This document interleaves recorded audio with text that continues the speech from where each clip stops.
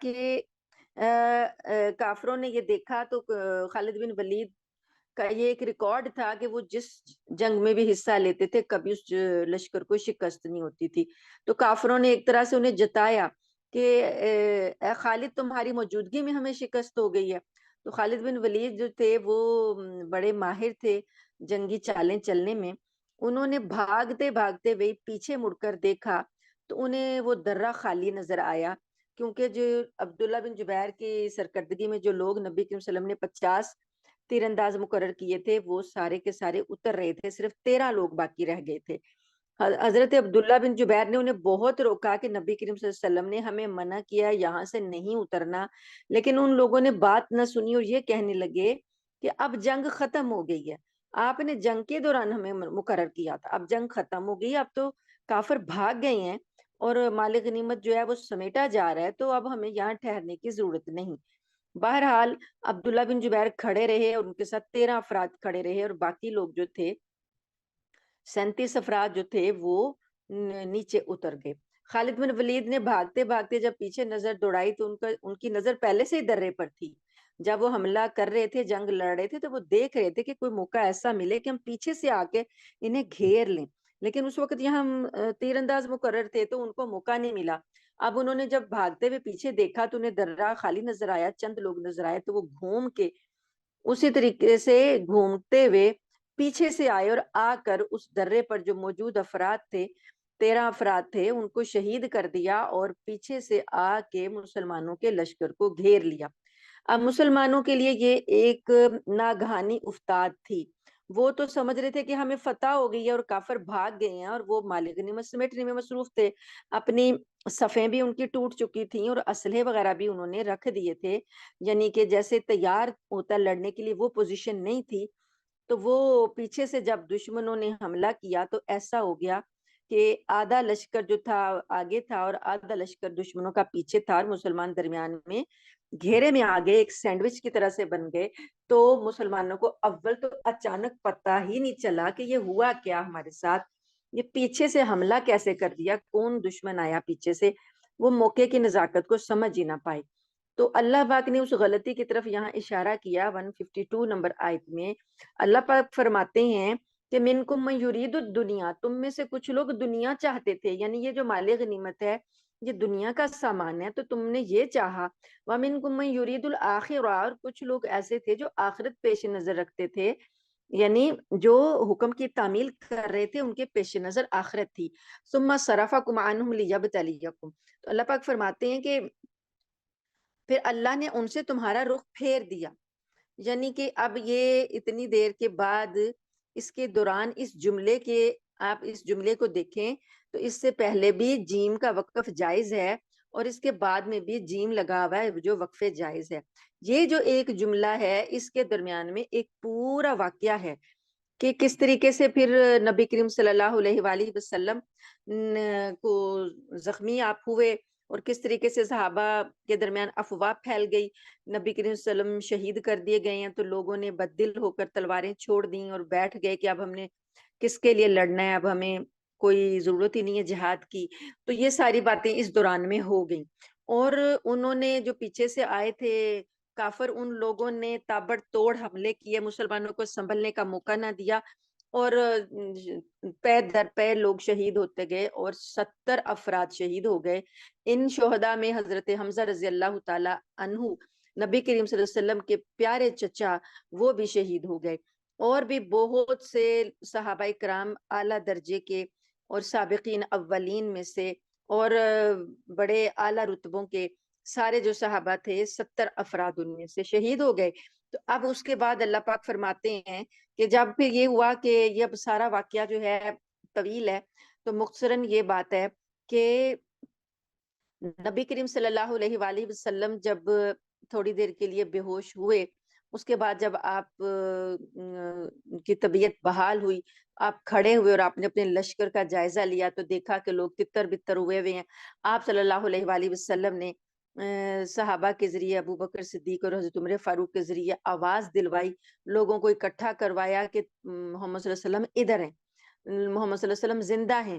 لوگوں نے جب یہ سنا تو لوگوں کو حوصلہ ہوا اور سارے کے سارے نبی کریم صلی اللہ علیہ وسلم کے گرد اکٹھا ہونے لگے۔ پھر دوبارہ سے صف بنی اور صف بندی کے بعد دوبارہ سے پھر لڑائی لڑی تو کافروں کو بھاگنے پر مجبور کر دیا۔ اس سارے واقعے کے بعد اب اللہ تعالیٰ فرماتے ہیں کہ ثم صرفکم عنہم، یہ آیت نمبر 152 ہی ہے، ثم صرفکم عنہم، پھر اللہ نے ان کو تم سے پھیر دیا، یعنی دشمنوں کو اب اللہ نے پھر دوبارہ پھیر دیا، یعنی تمہارے سے دور کر دیا، لیبتلیکم، تاکہ وہ تم کو آزمائے۔ اللہ نے تمہاری آزمائش کی کہ تم لوگوں میں سے کون رسول کی فرمانبرداری کرتا ہے اور کون جو ہے وہ نبی کے حکم کے مطابق جہاد کرتا ہے، اور کون اللہ کی خاطر جہاد کرتا ہے، اور کون مال غنیمت کی خاطر جہاد کرتا ہے، اور کون شہادت کو پاتا ہے۔ یہ ساری چیزیں جو ہیں، یہ ساری آزمائشیں جو ہیں اس دوران میں ہو گئیں۔ ابھی جو غلطی کی تھی عبداللہ بن جبیر کے ساتھیوں نے جو غلطی کی تھی، اس غلطی کی اتنی بھیانک سزا ملی کہ اتنا بڑا نقصان ہوا کہ 70 مسلمان شہید ہو گئے اور نبی کریم صلی اللہ علیہ وسلم بھی زخمی ہو گئے۔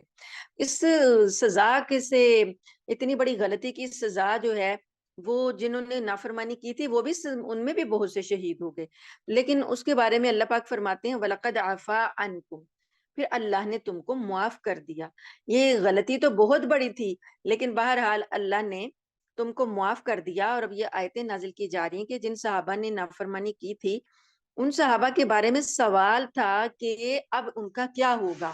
انہوں نے یہ بات یہ جو تھی نہیں مانی تو اتنا نقصان ہو گیا، مسلمانوں کے لشکر کو ایک طرح سے شکست کا سامنا کرنا پڑا اور نبی کریم صلی اللہ علیہ وسلم کو زخم لگ گئے، تو اتنا زیادہ جو نقصان ہوا، اب ان کا کیا ہوگا؟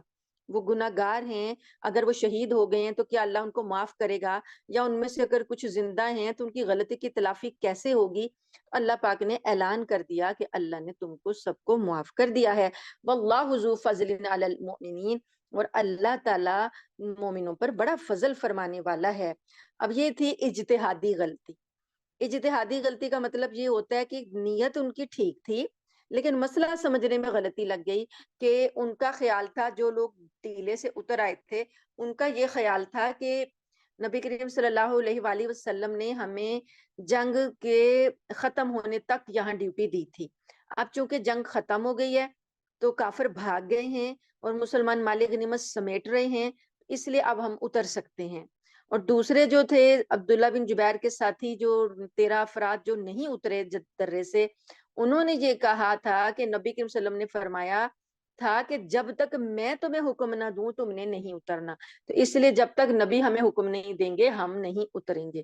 تو دونوں طرف نیت جو تھی وہ نیک تھی، لیکن بات کو سمجھنے میں غلطی لگی، تو اللہ فرماتے ہیں کہ میں نے تم سب کو معاف کر دیا، اور اللہ تعالیٰ مومنوں پر بڑا فضل فرمانے والا ہے۔ اب یہ بھی واقعات آگے چلتے جائیں گے، میں نے ٹوٹلی سارا آپ کو بتا دیا، تو اب وہ ترجمہ دیکھتے جائیں گے آپ، تو آپ کو سمجھ آتی جائے گی۔ 153 نمبر آیت میں اللہ تعالیٰ فرماتے ہیں اِذْ تُسْعِدُونَ وَلَا تَلْوُونَ عَلَىٰ أَحَدٍ، اور وہ وقت یاد کرو کہ جب تم منہ اٹھائے چلے جا رہے تھے، یعنی جنگ احد میں یہ وقت بھی آ گیا کہ تم لوگ جو تھے کسی کو مڑ کر نہیں دیکھتے تھے، پیچھے مڑ کر نہیں دیکھتے تھے، اور رسول تمہیں پیچھے سے پکار رہے تھے۔ یعنی جب پیچھے سے کافروں نے حملہ ہی کر دیا نا، تو سمجھ کچھ نہیں آئی کہ ہوا کیا ہے، تو مسلمانوں کو بھی جدھر منہ اٹھا وہ چل پڑے، بھاگنے لگے، افراتفری مچ گئی اور لوگ ادھر ادھر بھاگنے لگے۔ تو اللہ پاک فرماتے ہیں کہ تم میں سے کوئی پیچھے مڑ کر نہیں دیکھ رہا تھا، اور رسول جو تھا وہ تمہیں پیچھے سے پکار رہا تھا۔ نبی کریم صلی اللہ علیہ وسلم نے پکار لگوائی کہ ان لوگوں کو کہو کہ ادھر کو آئیں۔ فَأَصَابَكُمْ غَمٌّ بِغَمٍّ لِكَيْ لَا تَحْزَنُوا عَلَىٰ مَا فَاتَكُمْ وَلَا مَا أَصَابَكُمْ، اللہ تعالیٰ فرماتے ہیں کہ چنانچہ اللہ نے تمہیں رسول کو غم دینے کے بدلے شکست کا غم دیا، تم کو پہنچایا ایسا غم جو تمہاری شکست کا غم تھا، کیونکہ تم لوگوں نے رسول کو غم دیا تھا، اور تاکہ اس لیے بھی یہ غم لگا تاکہ تم آئندہ کے لیے زیادہ صدمہ نہ کرو۔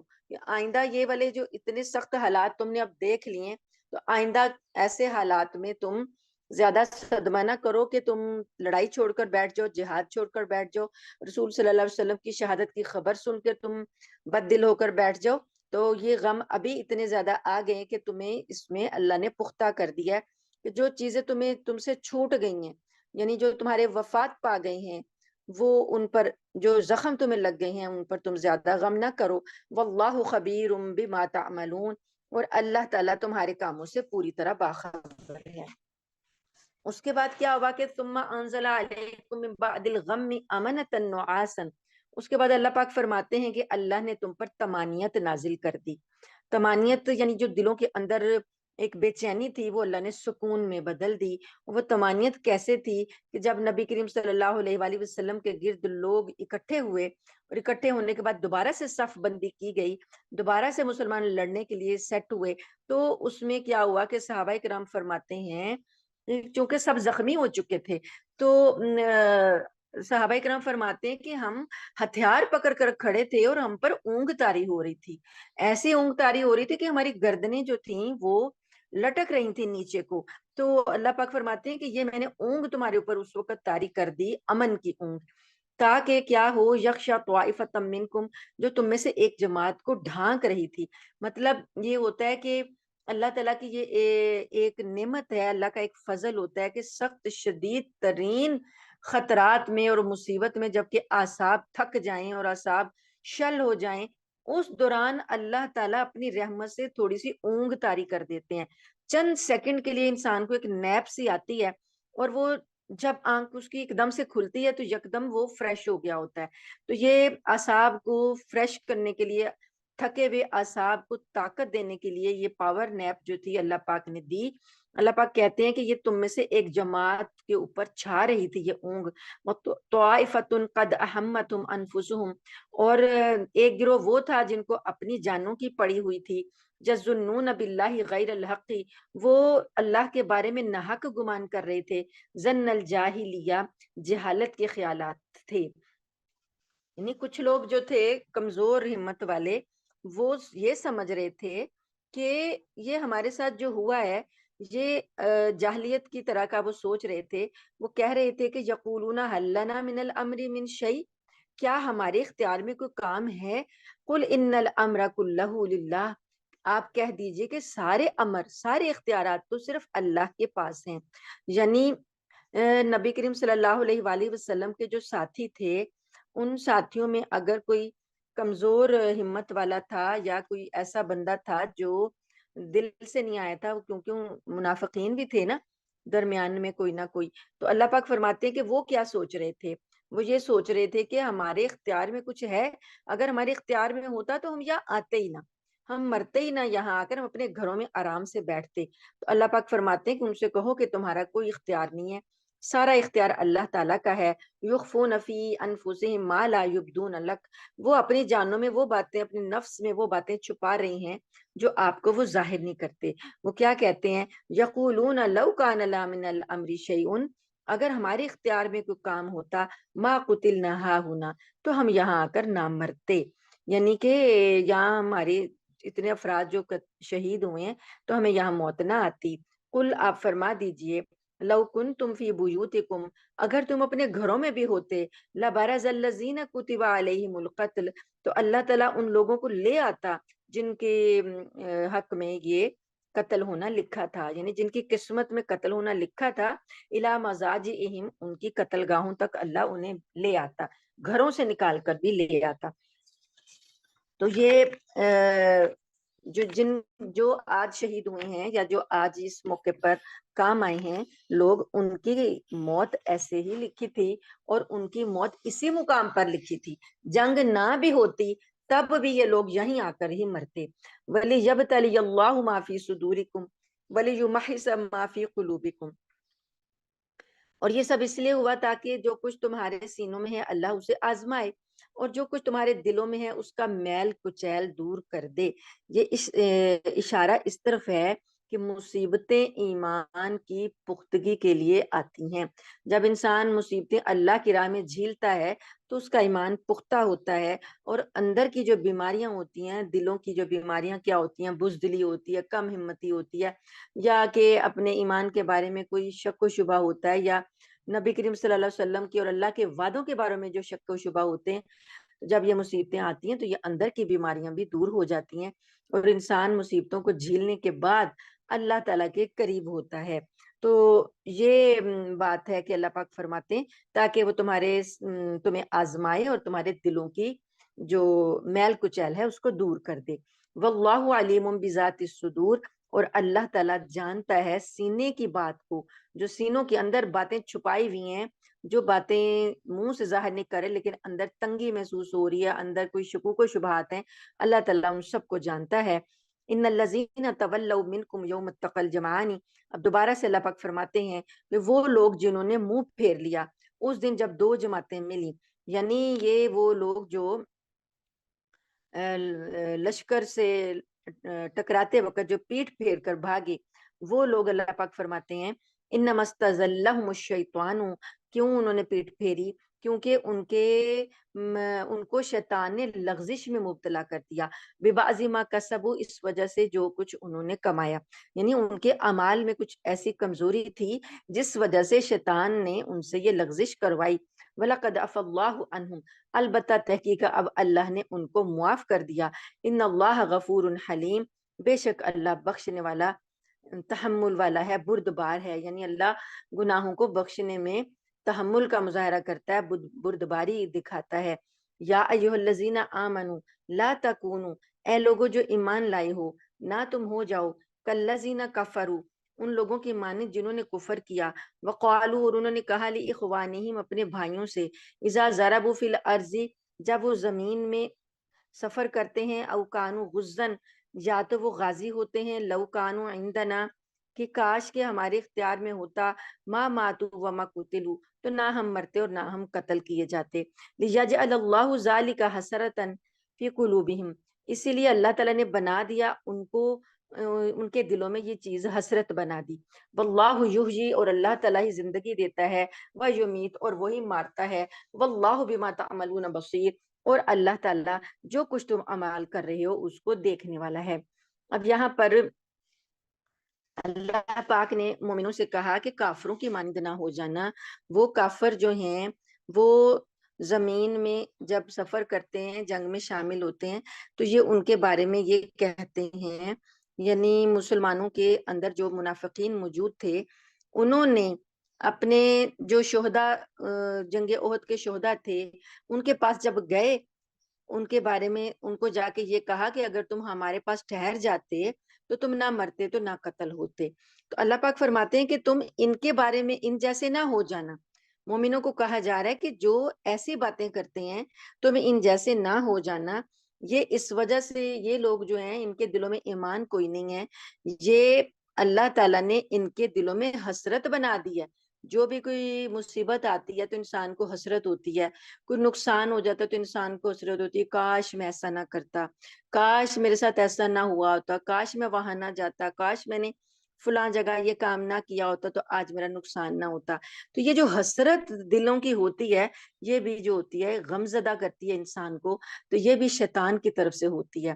نبی کریم صلی اللہ علیہ وسلم کا فرمان ہے کہ کلمہ لو، کہ کاش جو ہے، یہ والا کلمہ جو ہے یہ شیطان کا کلمہ ہے۔ تو اللہ تعالیٰ نے ان کے بارے میں یہ کہا، مومنوں کو یہ کہا کہ تم ایسے لوگوں کی مانند نہ ہو جانا جو حسرت کر کر کے کہہ رہے ہیں کہ کاش ایسا ہو جاتا تو کاش ویسا ہو جاتا۔ اللہ تعالیٰ یہ جو ان کے دلوں میں حسرت ڈال رہا ہے، یہ بھی ایک طرح کی اللہ تعالیٰ کی سزا ہی ہے کہ ان کے دلوں میں حسرت بنا دیا۔ حالانکہ اللہ تعالیٰ زندگی بھی دیتا ہے، وہ موت بھی دیتا ہے، اگر ان کی موت نہ لکھی ہوتی تو یہ نہ مرتے، جس کو اللہ نے زندہ رکھنا ہے اس کو زندہ رکھا ہے۔ واللہ بما تعملون بصیر، اور اللہ تعالیٰ جو تم عمل کرتے ہو اس کو دیکھنے والا ہے۔ وَلَئِن قُتِلْتُمْ فِي سَبِيلِ اللَّهِ أَوْ مُتُّمْ لَمَغْفِرَةٌ مِّنَ اللَّهِ وَرَحْمَةٌ خَيْرٌ مِّمَّا يَجْمَعُونَ، اور اگر تم اللہ کے راستے میں قتل ہو جاؤ، فی سبیل اللہ کا لفظ آیا ہے کہ اگر تمہیں قتل کیا جائے اللہ کے راستے میں، او متم، یا تم مر جاؤ، لمغفرۃ من اللہ، تو تمہیں اللہ کی بخشش ملنے والی ہے، اور وہ رحمت جو اللہ کی ملنے والی ہے وہ اس چیز سے بہت بہتر ہے جو یہ لوگ جمع کر رہے ہیں۔ یعنی جو مال غنیمت یا دنیا کا مال یا جو کچھ یہ اپنی زندگی کو بچانے کے لیے جو کچھ یہ جمع کر رہے ہیں، تم لوگوں کو جو اللہ تعالیٰ کے راستے میں موت آئی، وہ اس سے جو تمہیں مغفرت اللہ کی ملی، جو رحمت ملی، وہ ان کی جمع شدہ چیزوں سے بہت بہتر ہے۔ وَلَئِن مُتُّمْ أَوْ قُتِلْتُمْ لَإِلَى اللَّهِ تُحْشَرُونَ، اور اگر تم مر جاؤ یا قتل ہو جاؤ تو اللہ ہی کے پاس تو سب کو اکٹھے ہونا ہے، تو آج نہیں تو کل موت آئے گی، تو اکٹھے تو سب نے اللہ ہی کے پاس ہونا ہے۔ فَبِمَا رَحْمَةٍ مِّنَ اللَّهِ لِنْتَ لَهُمْ، اور ان واقعات کے بعد، یعنی یہ اتنے بڑے بڑے واقعات ہو گئے، اتنی بڑی بڑی لغزشیں ہو گئیں، اتنے بڑے بڑے نقصانات ہو گئے، اس کے بعد اللہ پاک فرماتے ہیں کہ یہ اللہ کی رحمت ہی تھی جس کی بنا پر پیغمبر نے ان کے ساتھ نرمی کا سلوک کیا۔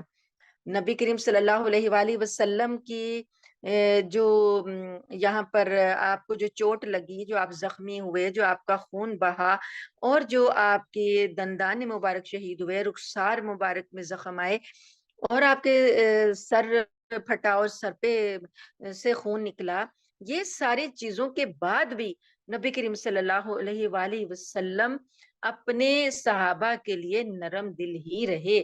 اللہ تعالیٰ فرماتے ہیں کہ اللہ کی رحمت ہے تم لوگوں پر کہ جو رسول تمہیں دیے ہیں وہ کتنے نرم دل ہیں تمہارے لیے۔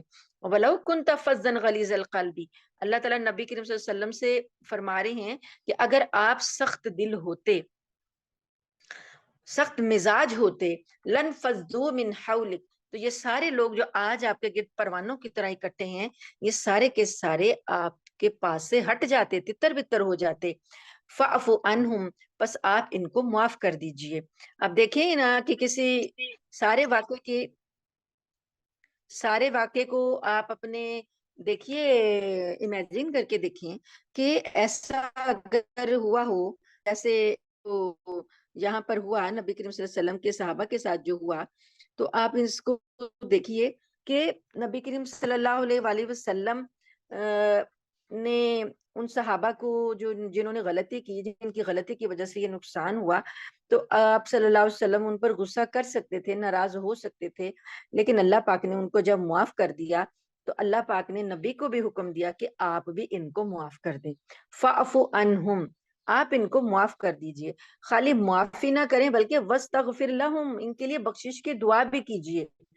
اب اللہ کو اپنے بندوں سے کتنا پیار ہے، ایک تو اللہ تعالیٰ نے خود معاف کر دیا، دوسرے رسول سے کہا کہ آپ بھی ان کو معاف کر دیں، پھر ساتھ یہ کہا کہ ان کو لیے بخشش کی دعا بھی کریں۔ وَشَاوِرْهُمْ فِي الْأَمْرِ، اور آئندہ سے ان کے لیے ان کے کام، اپنے کاموں میں ان سے مشورہ بھی لیں۔ ایسا ہوتا ہے نا کہ انسان کہتا ہے کہ بھئی ان کے مشورے کی وجہ سے مجھے نقصان ہوا ہے تو آئندہ میں اب ان سے مشورہ نہیں لیتا، کیونکہ نبی صلی اللہ علیہ وسلم کی رائے کیا تھی؟ آپ صلی اللہ علیہ وسلم کی رائے تھی کہ ہم شہر میں رہ کر لڑیں گے، لیکن ان جوشیلے صحابہ کرام نے کہا تھا کہ ہم شہر سے باہر جا کر میدان میں، کھلے میدان میں لڑیں گے۔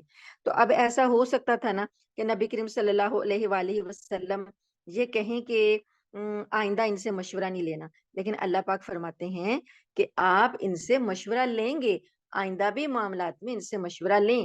فَإِذَا عَزَمْتَ، بس جب آپ کسی بات کا ارادہ کر لیں، فتوکل علی اللہ، تو آپ اللہ پر بھروسہ کریں۔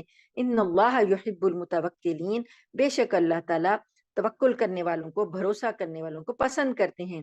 ان ینصرکم اللہ فلا غالب لکم، اگر اللہ تم کو فتح دے تو تم پر کوئی غالب نہیں آ سکتا۔ وَإِن یخذلکم، اگر تم کو وہ رسوا کر دے، اللہ تعالیٰ اگر رسوا کر دے تو فمن ذا الذی ینصرکم من بعدہ، تو کون ہے جو تمہاری اس کے بعد میں مدد کرے گا؟ نہیں، فتح اور نصرت اللہ کی طرف سے ہے، اور اگر اللہ نے تمہیں فتح دینی ہے تو کوئی چیز جو ہے آڑے نہیں آ سکتی۔ وَعَلَى اللَّهِ فَلْيَتَوَكَّلِ الْمُؤْمِنُونَ، اور اللہ ہی پر بھروسہ کرنا چاہیے تمام مومنوں کو۔ وَمَا كَانَ لِلنَّبِيِّ أَن يَغُلَّ، اور کسی نبی کی شایان شان یہ نہیں ہے کہ وہ خیانت کرے مال غنیمت میں۔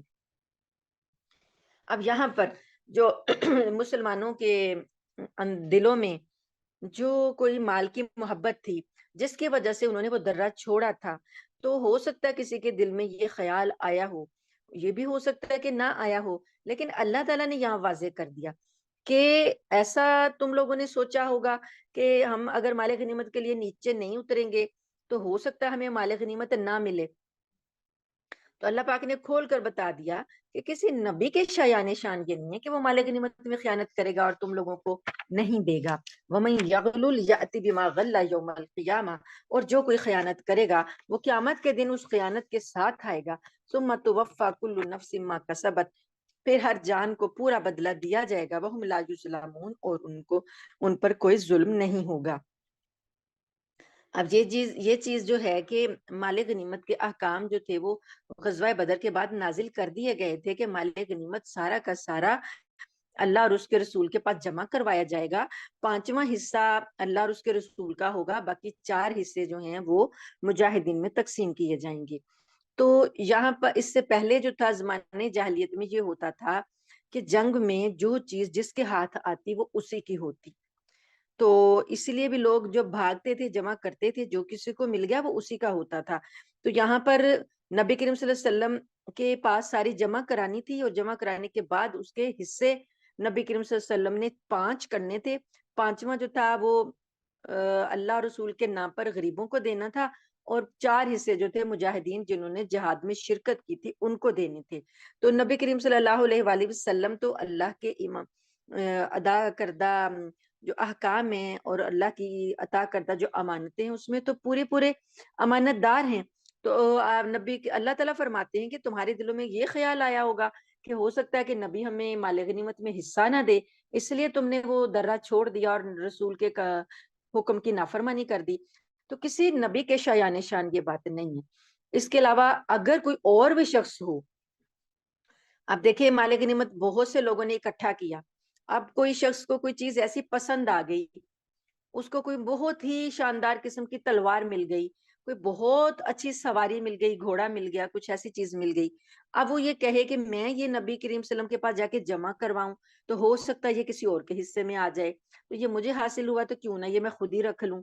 تو یہ ہو جائے گی خیانت. تو اللہ پاک فرماتے ہیں کہ جو کوئی مال غنیمت کے بارے میں خیانت کرے گا، قیامت کے دن وہ چیز لے کر اس کے ساتھ آئے گا. قیامت میں وہ اپنی خیانت کو لے کر آئے گا ساتھ میں، تو اللہ تعالیٰ پھر پورے بدلے دے گا جو کچھ کمایا تھا تم نے، اور تم پر ظلم نہیں کیا جائے گا. افمن اتبع رضوان اللہ کمن باء بسخط من اللہ، اللہ تعالیٰ فرماتے ہیں کہ بھلا جو شخص اللہ کی خوشنودی کا تابع ہو وہ اس شخص کی طرح ہو سکتا ہے جو اللہ کی طرف سے ناراضی لے کر لوٹا ہو. یعنی ایک شخص اللہ کی رضا کے لیے کام کر رہا ہے، اور ایک شخص جو ہے وہ اسے اللہ کی رضا کی پرواہ نہیں، وہ اپنی نفس کی خواہش کے لیے کام کر رہا ہے، تو وہ اللہ کی ناراضی لے کر لوٹا ہے. تو کہ یا یہ دونوں یہ برابر ہو سکتے ہیں؟ وہ جو بندہ ہے جو اللہ کی ناراضگی لے کر لوٹا ہے، مأواہ جہنم، اس کا ٹھکانہ جہنم ہے، وبئس المصیر، اور وہ بہت برا ٹھکانہ ہے.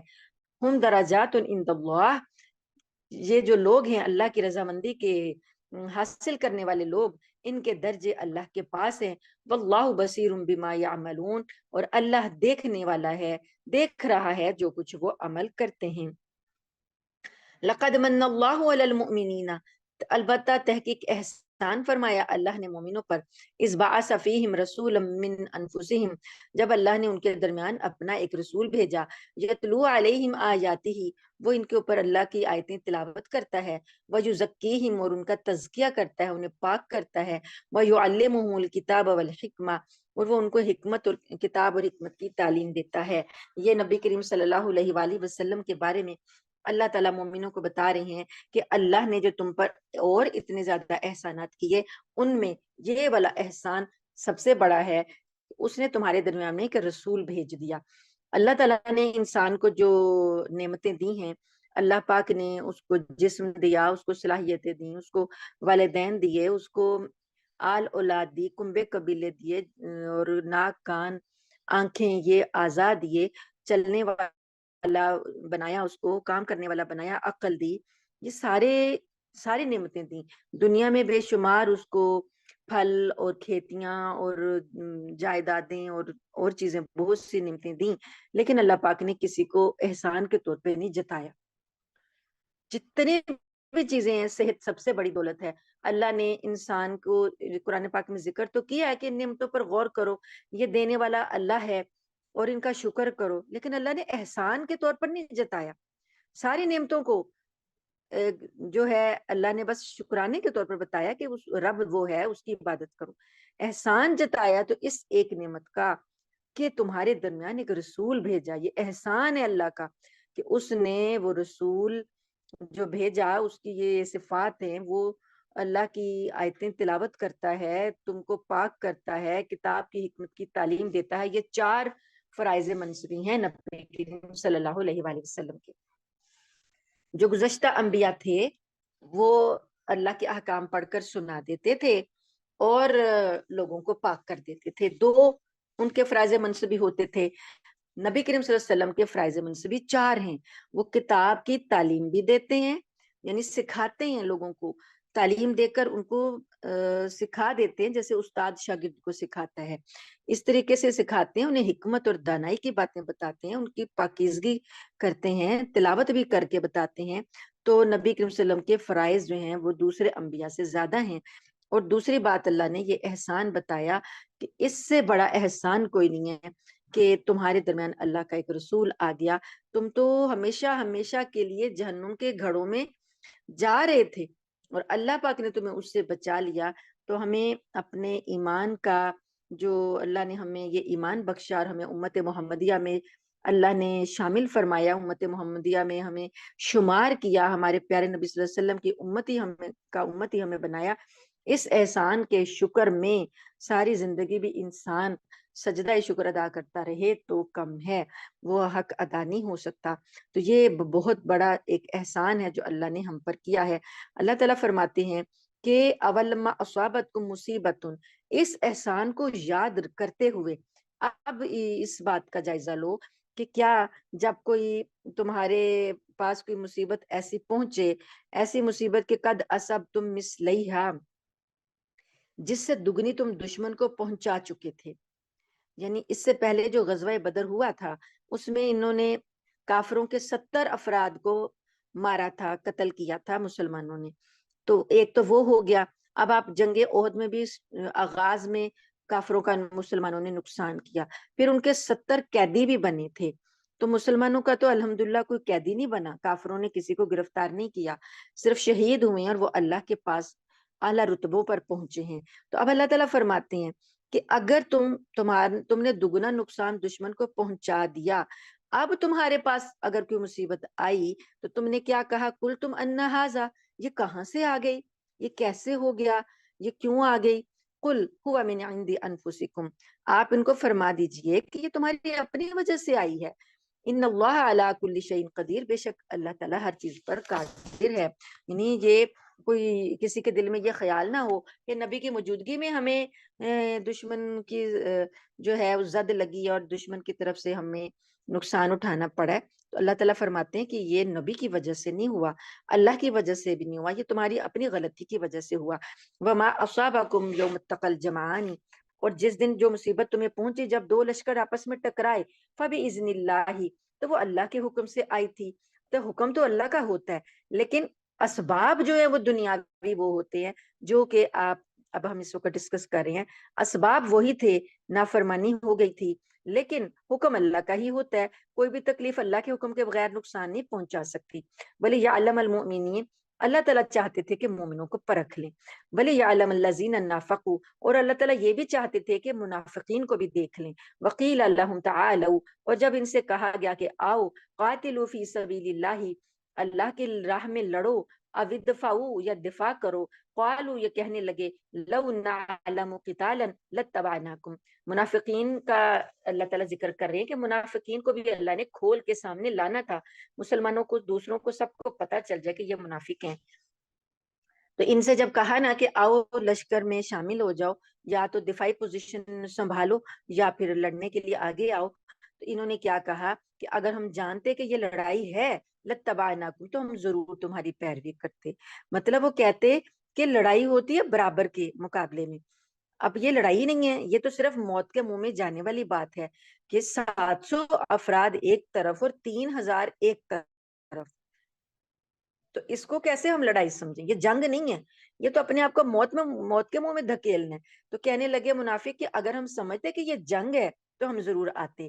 ہم للکفر یومئذ، اللہ تعالیٰ فرماتے ہیں اس دن یہ کفر کے لیے اقرب منہم للایمان، کفر سے زیادہ قریب ہو رہے تھے ایمان کی نسبت. بظاہر انہوں نے منہ سے کلمے پڑھے ہوئے ہیں، زبانوں سے کلمہ پڑھا ہوا ہے، بظاہر یہ ایمان والے بنے ہوئے ہیں، لیکن اس دن جب انہوں نے یہ کلمے بولے، کہ الفاظ یہ بولے کہ یہ جنگ نہیں ہے، اگر ہم اس کو جنگ سمجھتے تو ہم ضرور جاتے، تو یہ اس وقت کفر کے بہت قریب ہو چکے تھے. یقولون بافواہہم ما لیس فی قلوبہم، وہ باتیں کرتے اپنے منہ سے جو ان کے دلوں میں نہیں تھی، یعنی دلوں میں اور باتیں ہیں اور زبان سے یہ کچھ اور کہہ رہے ہیں. واللہ اعلم بما یکتمون، اور اللہ تعالی خوب جانتا ہے جو یہ چھپاتے ہیں. اب یہ جو ان کا یہ والا کلمہ ہے نا کہ ہم لوگ اگر اس کو جنگ سمجھتے تو ہم ضرور جاتے، یہ کلمہ انہوں نے غزوہ بدر کے حساب سے بولا تھا کہ مقابلہ جو ہے وہ برابر کا ہوتا ہے، تو یہاں مقابلہ ہی کوئی نہیں ہے، اس لیے ہم نہیں جا رہے. اگلی آیت ہے آیت نمبر 168. الذین قالوا لاخوانہم وقعدوا لو اطاعونا ما قتلوا، یہ وہ لوگ ہیں جو اپنے شہید بھائیوں کے بارے میں بیٹھے بیٹھے یہ باتیں بناتے ہیں کہ اگر وہ ہماری بات مانتے تو قتل نہ ہوتے. یعنی جب انہوں نے پہلے یہ کہہ دیا کہ یہ جنگ ہے ہی نہیں ہے، یہ تو خودکشی کرنے جا رہے ہیں، تو اس کے بعد جب شہید ہو گئے افراد تو بعد میں یہ ان کے پاس گئے اور ان کے غم کو اور بڑھانے کے لیے، جیسے کہتے ہیں نا کہ زخم پر نمک چھڑکنے کے لیے، جو ان کے گھر والوں سے کہنے لگتے، افسوس اور حسرت کا اظہار کرتے کہ اگر یہ لوگ ہماری بات مان لیتے نا تو یہ اس طرح مارے نہ جاتے، ہم نے تو منع کیا تھا کہ جنگ میں نہ جاؤ، لیکن یہ ہماری بات نہیں مانے اور قتل ہو گئے. تو اللہ پاک فرماتے ہیں کہ آپ ان سے کہہ دو، قل فدرؤوا عن انفسکم الموت ان کنتم صادقین، ان سے کہہ دو کہ اگر تم سچے ہو تو خود اپنی موت کو ٹال کر دکھانا، اگر اپنی بات میں تم سچے ہو، جب تمہیں موت آئے اسے ٹال دینا. ولا تحسبن الذين قتلوا في سبيل الله امواتا، اب یہ جو لوگ اللہ کی راہ میں قتل ہو گئے ہیں ان کو مردہ نہ سمجھو، جو شہادتیں پیش آئی ہیں ان پر افسوس کا اظہار نہ کرو، وہ مردہ نہیں ہیں، بل احیاء عند ربهم يرزقون، بلکہ وہ تو زندہ ہیں اور اپنے رب کے پاس رزق پاتے ہیں. اب یہ شہادت کی فضیلت بتا دی گئی کہ یہ جو منافق لوگ ہیں موت کا افسوس کرنے آ رہے ہیں اور حسرت کر رہے ہیں اور لوگوں کو کیا کیا کہہ رہے ہیں، تو اللہ پاک نے ان شہداء کے وارثوں کو تسلی دی ہے اور یہ اعزاز اور اکرام کیا ہے اللہ پاک نے. اللہ فرماتے ہیں کہ تم انہیں مردہ خیال ہی نہ کرو، وہ تو اللہ کے ہاں زندگی پا گئے، حیات جاوداں، حیات ابدی پا گئے، وہ وہاں پر رزق ان کو دیا جا رہا ہے. فرحین بما آتاہم اللہ، وہ تو وہاں خوش ہیں جو اللہ نے ان کو دیا ہے، جو نعمتیں جو جنتیں اللہ نے ان کو دی ہیں وہ وہاں پر بہت خوش ہیں، من فضل ہی، اللہ کے فضل سے.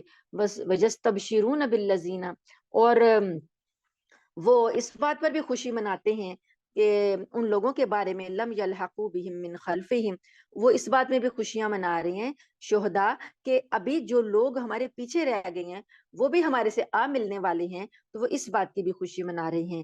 اللہ خوف علیہم ولا هم یحزنون، اور ان کے پر ان کے لیے کوئی خوف نہیں ہے اور نہ وہ غمگین ہیں. یستبشرون بنعمت من اللہ بفضل، اور وہ اس بات پر بھی خوشی مناتے ہیں کہ اللہ کی نعمت اور فضل جو ان کو ملا ہے اس پر وہ خوشیاں منا رہے ہیں. وَأَنَّ اللَّهَ لَا يُضِيعُ أَجْرَ الْمُؤْمِنِينَ، اور انہیں اس بات کی کا بھی پتہ چل گیا ہے کہ بے شک اللہ تعالیٰ مومنوں کے اجر کو ضائع نہیں کرتا. الَّذِينَ اسْتَجَابُوا لِلَّهِ وَالرَّسُولِ، وہ لوگ جنہوں نے جواب دیا، جنہوں نے قبول کیا اللہ کو اور اس کے رسول کو، من بعد ما اصابهم القرح، جب ان کو زخم لگ چکا تھا. للذین احسنوا منہم واتقوا اجر عظیم، اور ایسے نیک اور متقی لوگوں کے لیے زبردست اجر ہے. اب یہ والی جو بات ہے کہ زخمی ہونے کے باوجود اللہ اور اس کے رسول کی پکار کا جواب دیا. اب غزوہ احد کے بعد ایک اور بھی بات یہ پیش آئی کہ جب مسلمان واپس آ گئے اپنے گھروں میں شہداء کی تدفین کرنے کے بعد، تو تقریباً ہر آدمی زخمی تھا. رسول اللہ صلی اللہ علیہ وآلہ وسلم خود بھی زخمی تھے اور آپ کے ساتھی جو تھے وہ بھی زخمی تھے. تو اب سارے زخمی تھے تو بجائے اس کے کہ گھر آئے ہیں اور آنے کے بعد تھوڑا ریسٹ کرتے، رات کو مرہم پٹی وغیرہ بھی ہو رہی تھی، لوگوں نے اپنے زخموں کو بھی ابھی دھویا نہیں تھا، تو کیا ہوا کہ یہ جو مکہ کے کافر تھے، جب واپس چلے گئے نا مسلمانوں کا نقصان کر کے، تو انہیں راستے میں خیال آیا کہ اب ہم نے مسلمانوں کا اتنا نقصان کر دیا تھا، اگر ہم تھوڑی اور ہمت دکھاتے تو ہم ان کو مکمل ہی کچل دیتے۔ ہم وہ پچھتانے لگے کہ ہم واپس کیوں آ گئے جلدی سے، جب اتنا مسلمانوں کا نقصان ہوا تھا تو ہمیں بھاگنا نہیں چاہیے تھا، ہمیں چاہیے تھا کہ اچھے طریقے سے انہیں کچل کر ان کی قوت کو ختم کر کے آتے۔ اب یہ انہیں پچھتاوا آنے لگا، تو اور ایسے کرنے لگے کہ ہم خامخواہ واپس آ گئے، تھوڑا اور زور لگاتے تو ان کا خاتمہ کر دیتے۔ اس خیال کی وجہ سے انہوں نے ارادہ کیا کہ ہم مدینہ منورہ کی طرف واپس لوٹتے ہیں، اور ابھی مسلمان جو ہیں سنبھلے بھی نہیں ہوں گے، وہ زخمی حالت میں ہیں، ابھی وہ غم کی حالت میں، تو ہم دوبارہ حملہ کرتے ہیں تاکہ ان کی قوت کو ختم کر دیں۔ اس ارادے کی وجہ سے یہ ارادہ کیا انہوں نے واپس لوٹنے کا، راستے سے ہی واپس لوٹنے کا ارادہ کیا۔ تو نبی کریم صلی اللہ علیہ وآلہ وسلم کو ایک تو اللہ تعالیٰ کی طرف سے خبر تھی، دوسرا آپ صلی اللہ علیہ وسلم جنگی کی حکمت عملی کو بہت اچھے طریقے سے سمجھتے تھے، اور نفسیات کو بھی بہت اچھے طریقے سے سمجھتے تھے۔ آپ صلی اللہ علیہ وآلہ وسلم نے اگلے ہی دن، ابھی صبح ہوئی ہے تو اگلے ہی دن آپ صلی اللہ علیہ وآلہ وسلم نے اعلان فرما دیا صحابہ میں کہ ہم دشمن کے تعاقب میں جائیں گے، اور جو لوگ جنگ احد میں شریک ہوئے صرف وہی ہمارے ساتھ چلیں گے، اور جو پہلے شریک نہیں ہوئے وہ نہیں چلیں گے۔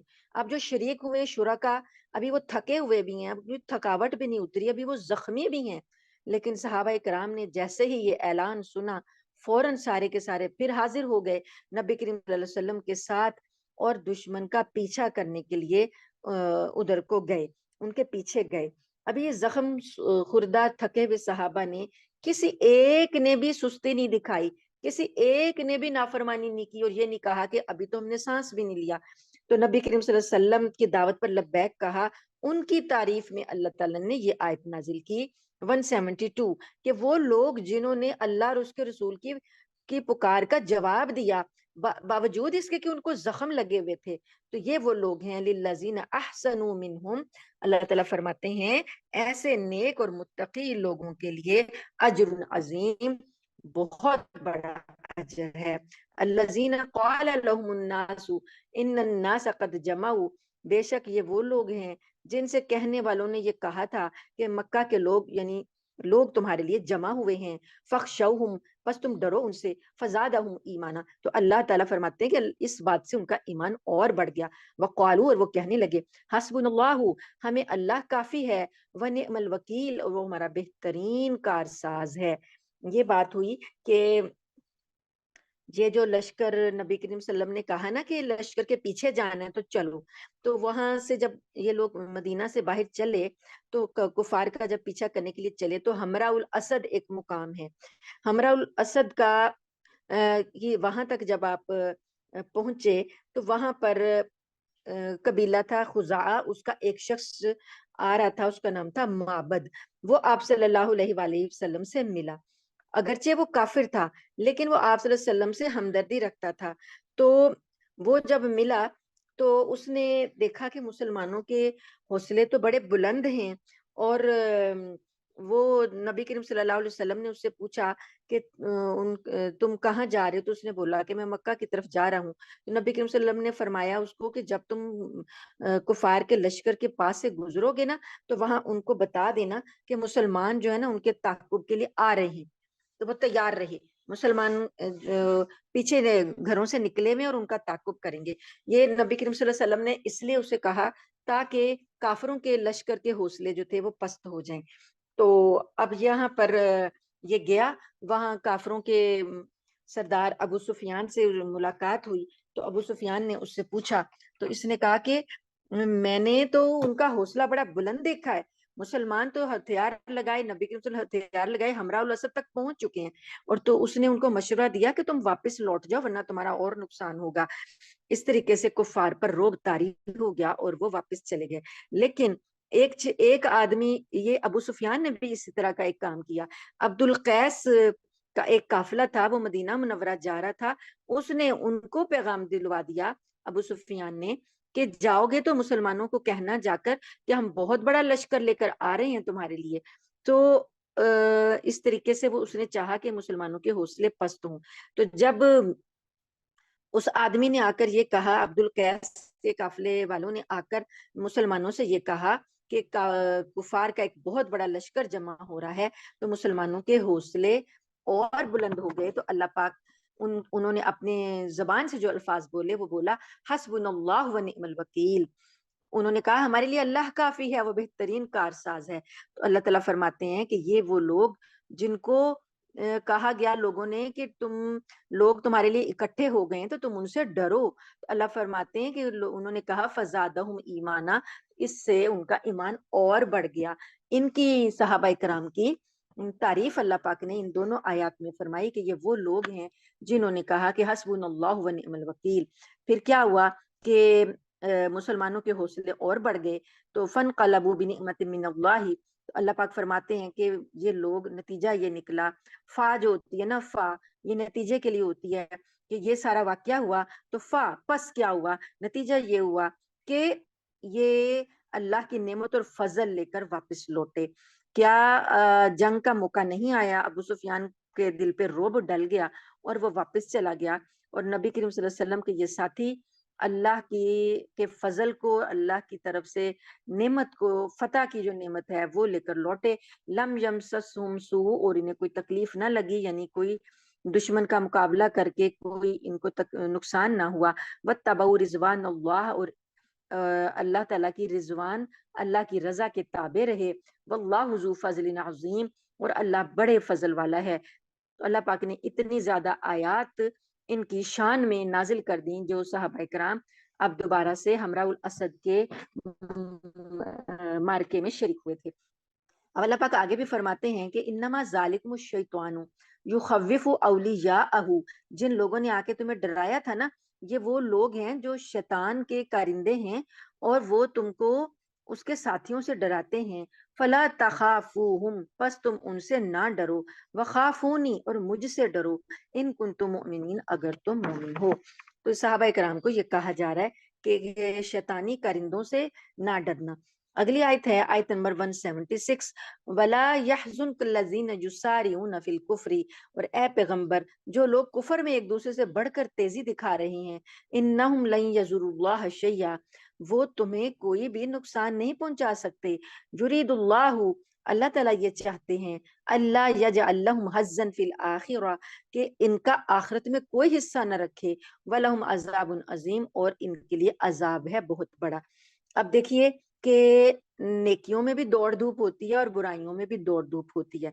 कल हमने ये पढ़ा कि अल्लाह पाक ने फरमाया कि वसारिउ इला मगफिरतिन, ये अल्लाह की मगफिरत की तरफ दौड़ लगाओ, अल्लाह की जन्नत की तरफ दौड़ लगाओ। तो अब यहाँ अल्लाह पाक कहते हैं कि जो लोग कुफर के लिए दौड़ धूप कर रहे हैं, तो आप अगर देखें तो दुनिया में दो निजाम, हक और बातिल, आपस में जिनकी कशमकश है, इसमें आप बातिल को देखें तो बातिल कितना एक्टिव है। हर वक्त कुफर जो है वो दौड़ धूप कर रहा है कि हक को नीचा दिखाए, हक को खत्म करे। तो अल्लामा इकबाल ने फरमाया ना कि सतीजा कार रहा है अजल से ता इमरोज, चरागे मुस्तफवी से शरारे बूलहबी। एक तरफ बूलहब है और एक तरफ चिरागे मुस्तफा है। तो ये आपस में इनकी कशमकश तो पहले दिन से जारी है। हजरत आदम अलैहिस्सलाम को बहकाने में शैतान ने जो अव्वलीन किरदार अदा किया, वो दिन से उसने चैलेंज किया हुआ है अल्लाह पाक से कि वो इस आदम की औलाद को बहकाता रहेगा और हक को दबाता रहेगा। तो यहाँ पर अल्लाह ने जो कुफर के लिए दौड़ धूप कर रहे हैं उनके बारे में बताया। काफरों की कोशिशों को अगर आप देखें तो हम हमें हमारी मेहनतें तो उसके मुकाबले में बहुत कम है। काफर लोग जो हैं वो दिन रात एक किए हुए हैं कि किसी तरीके से इस्लाम को खत्म कर दिया जाए। और आप देखें कि वो नुकसान भी उठाते हैं, वो जाने भी अपनी देते हैं, वो दिन रात अपने मिशन में लगे भी हुए हैं। तो हम लोग जो है गफलत से सोए रहते हैं, तो उन्हें मौका मिल जाता है। तो अब जो अल्लाह ताला ने नबी करीम सल्लल्लाहु अलैहि वसल्लम से फरमाया कि ये जो काफिरों ने दौड़ धूप की, वहां से लश्कर लेकर आए और दो दो दफा फिर उन्होंने इरादे किए। एक दफा मुड़ के आगे, फिर हमराउल असद से आगे जाके फिर वापस लौटने लगे। तो वो भी तो दौड़ धूप कर रहे हैं ना। तो अल्लाह ताला कहते हैं कि आप उससे गमजदा ना हो, वो अल्लाह का कुछ नहीं बिगाड़ सकते। वो जो अपनी दौड़ धूप कर रहे हैं और उन्हें जो दुनिया में کچھ فائدہ بھی مل جاتا ہے، تو اللہ تعالیٰ یہ چاہتے ہیں کہ آخرت میں ان کا کچھ بھی حصہ نہ ہو، یہ اتنا زیادہ کفر میں آگے نکل جائیں کہ ان کو آخرت میں کچھ بھی حصہ نہ ملے، اور ان کے لیے عذاب بہت بڑا ہے کیونکہ انہوں نے کفر اپنا لیا ہے۔ ان الذین اشتروا الکفر بالایمان، ان لوگوں نے کفر خرید لیا ایمان کے بدلے میں، ایمان ان کو پیش کیا گیا لیکن انہوں نے نہیں قبول کیا، انہوں نے کفر کو قبول کیا، تو اللہ فرماتے ہیں کہ لن یضر اللہ شیئا، یہ اللہ کا کچھ بھی نقصان نہیں کر سکتے، وَلَهُمْ عَذَابٌ علیم، اور ان کے لیے دردناک عذاب ہے۔ ان دونوں آیتوں میں دو عذاب بتائے، پہلے بتایا عذاب عظیم، دوسری میں بتایا عذاب علیم۔ اب کچھ وہ لوگ ہیں نا جنہوں نے پہلے، منافقین میں سے وہ لوگ جو کلمہ پڑھا، تو انہوں نے ایمان خریدا، اس کے بعد انہوں نے منافقت اختیار کی تو ایمان کو بیچ دیا اور کفر خرید لیا، تو اللہ نے ان کے لیے عذاب علیم کہا ہے۔ اگلی آیت میں بھی ان کی عذاب کے لیے اللہ پاک نے ایک اور لفظ استعمال کیا، ولا يحسبن الذين كفروا، اور آپ یہ جو کافر لوگ ہیں یہ گمان نہ کریں کہ انما نملی لہم، جو ہم نے ان کو ڈھیل دی ہوئی ہے، خیر لانفسہم، ان کے لیے اچھی ہے، انما نملی لہم لیزدادوا اثما، ہم نے جو ڈھیل دی ہے وہ تو صرف اس لیے دی ہے کہ یہ گناہوں میں اور زیادہ آگے بڑھ جائیں، ولہم عذاب مہین، عذاب مہین، اور ان کے لیے تو رسوا کرنے والا عذاب ہے جو کہ انہیں ذلیل کر کے رکھ دے گا۔ ما کان اللہ لیجزر المؤمنین علی ما انتم علیہ حتی یمیز الخبیث من الطیب، اللہ تعالیٰ ایسا نہیں کرتا کہ مومنوں کو ایسے ہی چھوڑ دے جس حالات پر اس وقت وہ تھے، یعنی جو اس وقت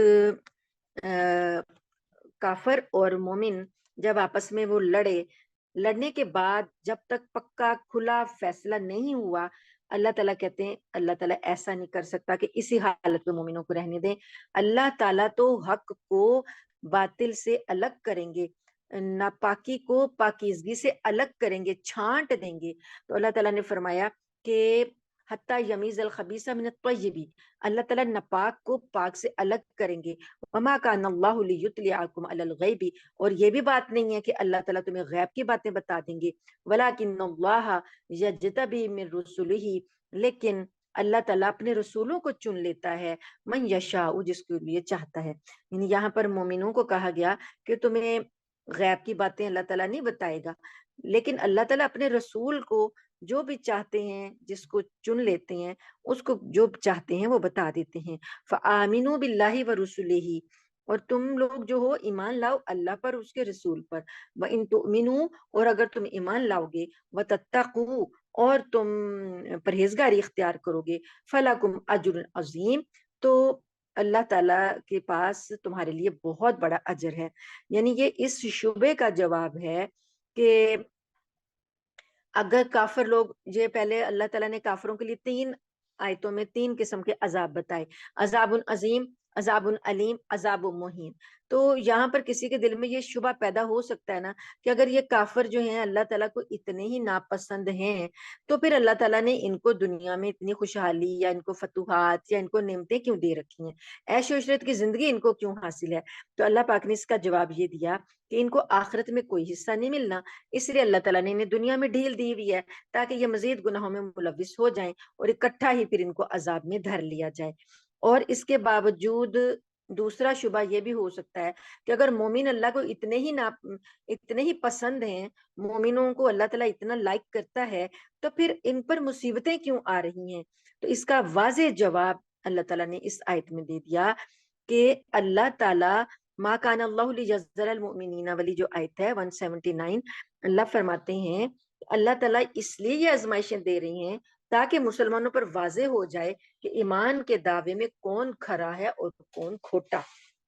اللہ تعالیٰ ناپاک کو پاک سے چھانٹ کر الگ کرنا چاہتے ہیں، کیونکہ مشکلات ہی کے وقت پتہ چلتا ہے کہ کون ثابت قدم رہتا ہے اور کون پھسل جاتا ہے۔ اس پر یہ سوال ہو سکتا تھا کہ یہ بات اللہ تعالیٰ مسلمانوں کو مشکل میں ڈالے بغیر کیوں نہیں بتا دیتا؟ اللہ تعالیٰ چاہیں تو مسلمانوں کو کوئی بھی مشکل میں نہ ڈالیں اور اللہ تعالیٰ بتا دیں کہ کون پکا سچا مومن ہے اور کون کچا مومن ہے، تو یہ بھی بات ہو سکتی تھی۔ تو اللہ تعالیٰ فرماتے ہیں کہ اللہ تعالیٰ غیب کی باتیں ہر کسی کو نہیں بتاتے، وہ بس صرف جتنی باتیں چاہتے ہیں وہ پیغمبر کو بتا دیتے ہیں. یہ اس کی حکمت کا تقاضا ہے کہ مسلمان منافقین کی بد عملی کو اپنی آنکھوں سے دیکھ لیں اور مسلمان رائے قائم کریں. اگر سب کچھ اللہ تعالیٰ نہیں کرنا ہے کہ اللہ تعالیٰ خود ہی سب کو چھانٹ دے اور اللہ تعالیٰ خود ہی جنگوں کی فتوحات جو ہیں وہ مسلمانوں کے نام کر دے، تو پھر آزمائش کا تصور اور دنیا ایک امتحان ہے، اس کا تصور اور جو اجر ملنا ہے پھر اس کا جو مقصد ہے وہ ختم ہو جاتا ہے. جب کسی کا ٹیسٹ لیا جائے گا تو اسے انعام دیا جائے گا، بغیر ٹیسٹ کے انعام دے دینا وہ کوئی کمال نہیں ہے. تو اللہ پاک نے یہ اس شبے کے جواب اس آیت میں دیا. آیت نمبر ہے 180 180 نمبر. ولا يحسبن الذين يبخلون بما آتاهم الله من فضله هو خير لهم. اور جو لوگ اس مال میں بخل سے کام لیتے ہیں، یعنی جو اللہ نے ان کو اپنے فضل سے عطا فرمایا ہے، تو وہ یہ نہ سمجھیں کہ انہوں نے جو بخل کیا، مال کو بچا بچا کے رکھا، ہوا خیر لهم، تو یہ ان کے لیے بہتر ہوگا، یہ کوئی اچھی بات ہوگی. بل ہوا شر لهم، بلکہ یہ ان کے حق میں بہت بری بات ہے. سَيُطَوَّقُونَ مَا بَخِلُوا، جس مال میں انہوں نے بخل سے کام لیا ہوگا وہ قیامت کے دن سَيُطَوَّقُونَ توق بنا کے ڈالا جائے گا ان کے گلوں میں. وَلِلَّهِ مِيرَاثُ السَّمَاوَاتِ، اور اللہ ہی کے لیے بادشاہی ہے آسمانوں کی، والارض، اور زمین کی. واللہ بما تعملون خبیر، اور اللہ جو کچھ تم عمل کرتے ہو اس سے باخبر ہے. لقد سمع اللہ قول الذین قالوا ان اللہ فقیر ونحن اغنیاء، البتہ تحقیق سن لی بات اللہ نے ان لوگوں کی جنہوں نے یہ کہا کہ بے شک اللہ محتاج ہے اور ہم غنی ہیں. سنکتب، جلد ہم لکھیں گے، ما قالوا، جو انہوں نے کہا، وقتلہم الانبیاء بغیر حق، اور جو انہوں نے نبیوں کو ناحق قتل کیا، ونقول، اور ہم کہیں گے، ذوقوا، چکھو، عذاب الحریق، جلنے کے عذاب کا مزہ، دہکتی آگ کا مزہ. اب یہ جو بخل جس سے قرآن پاک نے حرام قرار دیا ہے اور جس کے بارے میں قرآن پاک نے یہ فرمایا ہے کہ جو گلے میں توق بنا کر ڈالا جائے گا، یہ وہ بخل ہے جو کہ فرض صدقات کے بارے میں کیا جاتا ہے. فرائض ہیں، زکوٰۃ فرض ہے، یا جو کوئی انسان کے اوپر جب جہاد کا اعلان ہو جائے تو جہاد کے لیے مال دینا اس وقت واجب ہو جاتا ہے.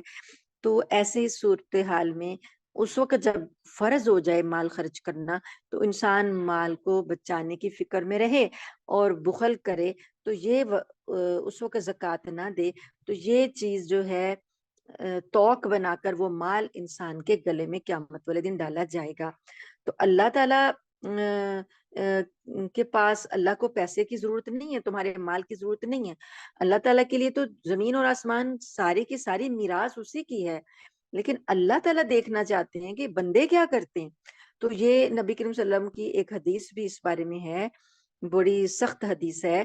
ایسا مال جو کہ فرائض میں خرچ نہیں کیا گیا، جو فرض تھی زکوٰۃ دینا، اور جو فرض صدقات تھے یا واجبات تھے، جیسے اب واجب ہوتا ہے فطرانہ واجب ہوتا ہے، اور اس طریقے سے جو کوئی کسی کا کفارہ ہوتا ہے قسم کا، یا جس طریقے سے بھی صدقہ واجب ہو جاتا ہے، یہ جو واجبات اور فرائض ہیں اس میں بھی جو مال خرچ نہیں کرتے، تو نبی کریم صلی اللہ علیہ وآلہ وسلم کی حدیث مبارکہ ہے کہ ایسا مال ایک زہریلے سانپ کی شکل میں منتقل کر کے اس بندے کے گلے میں ڈال دیا جائے گا.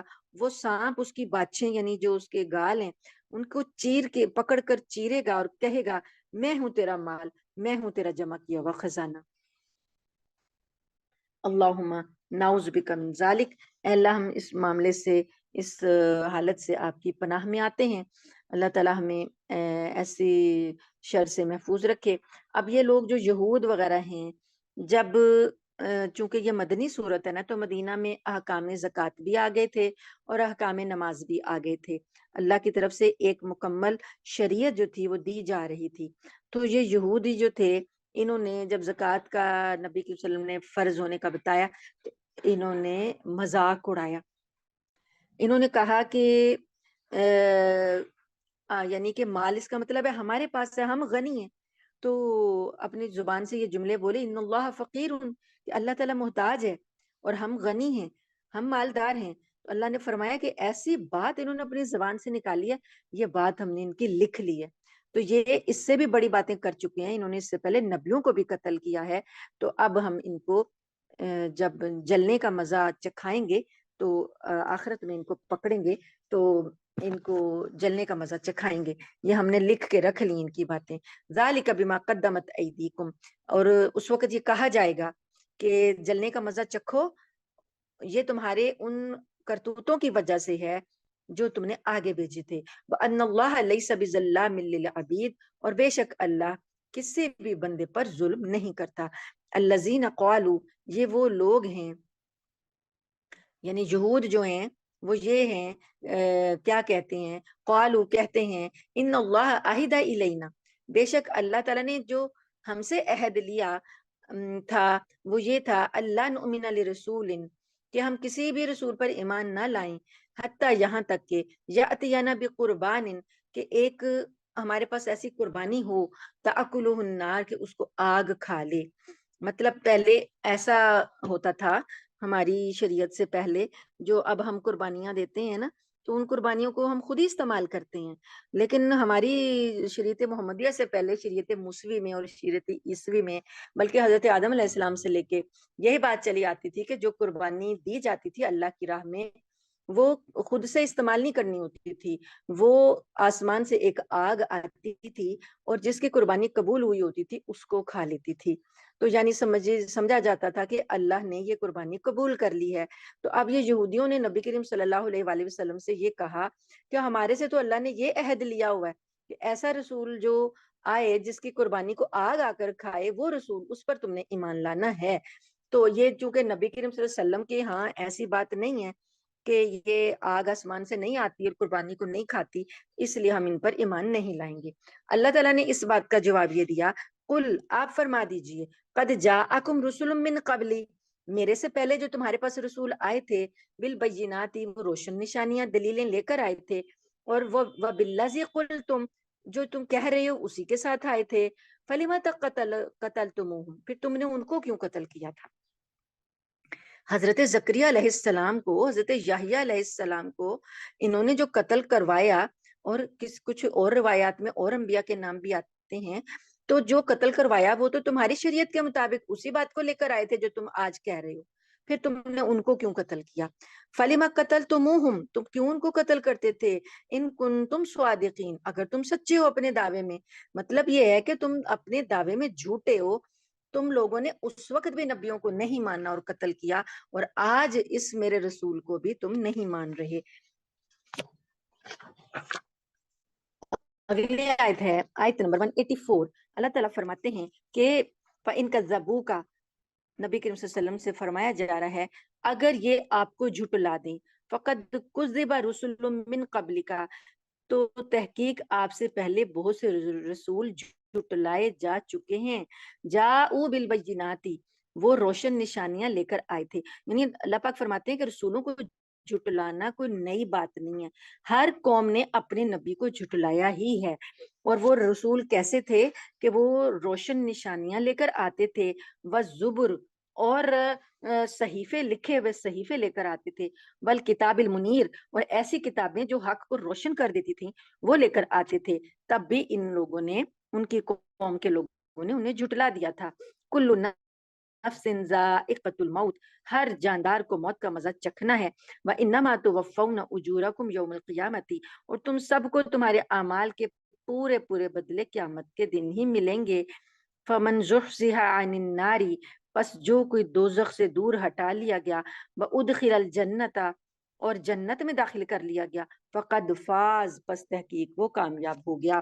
اصل کامیابی یہ ہے کہ جس کو دوزخ سے ہٹا لیا جائے اور اس کو جنت میں داخل کر دیا جائے، وہ اصل میں کامیاب ہے. اللہم اجعلنا منہم، اے اللہ ہمیں ایسے کامیاب لوگوں میں شامل فرما دے.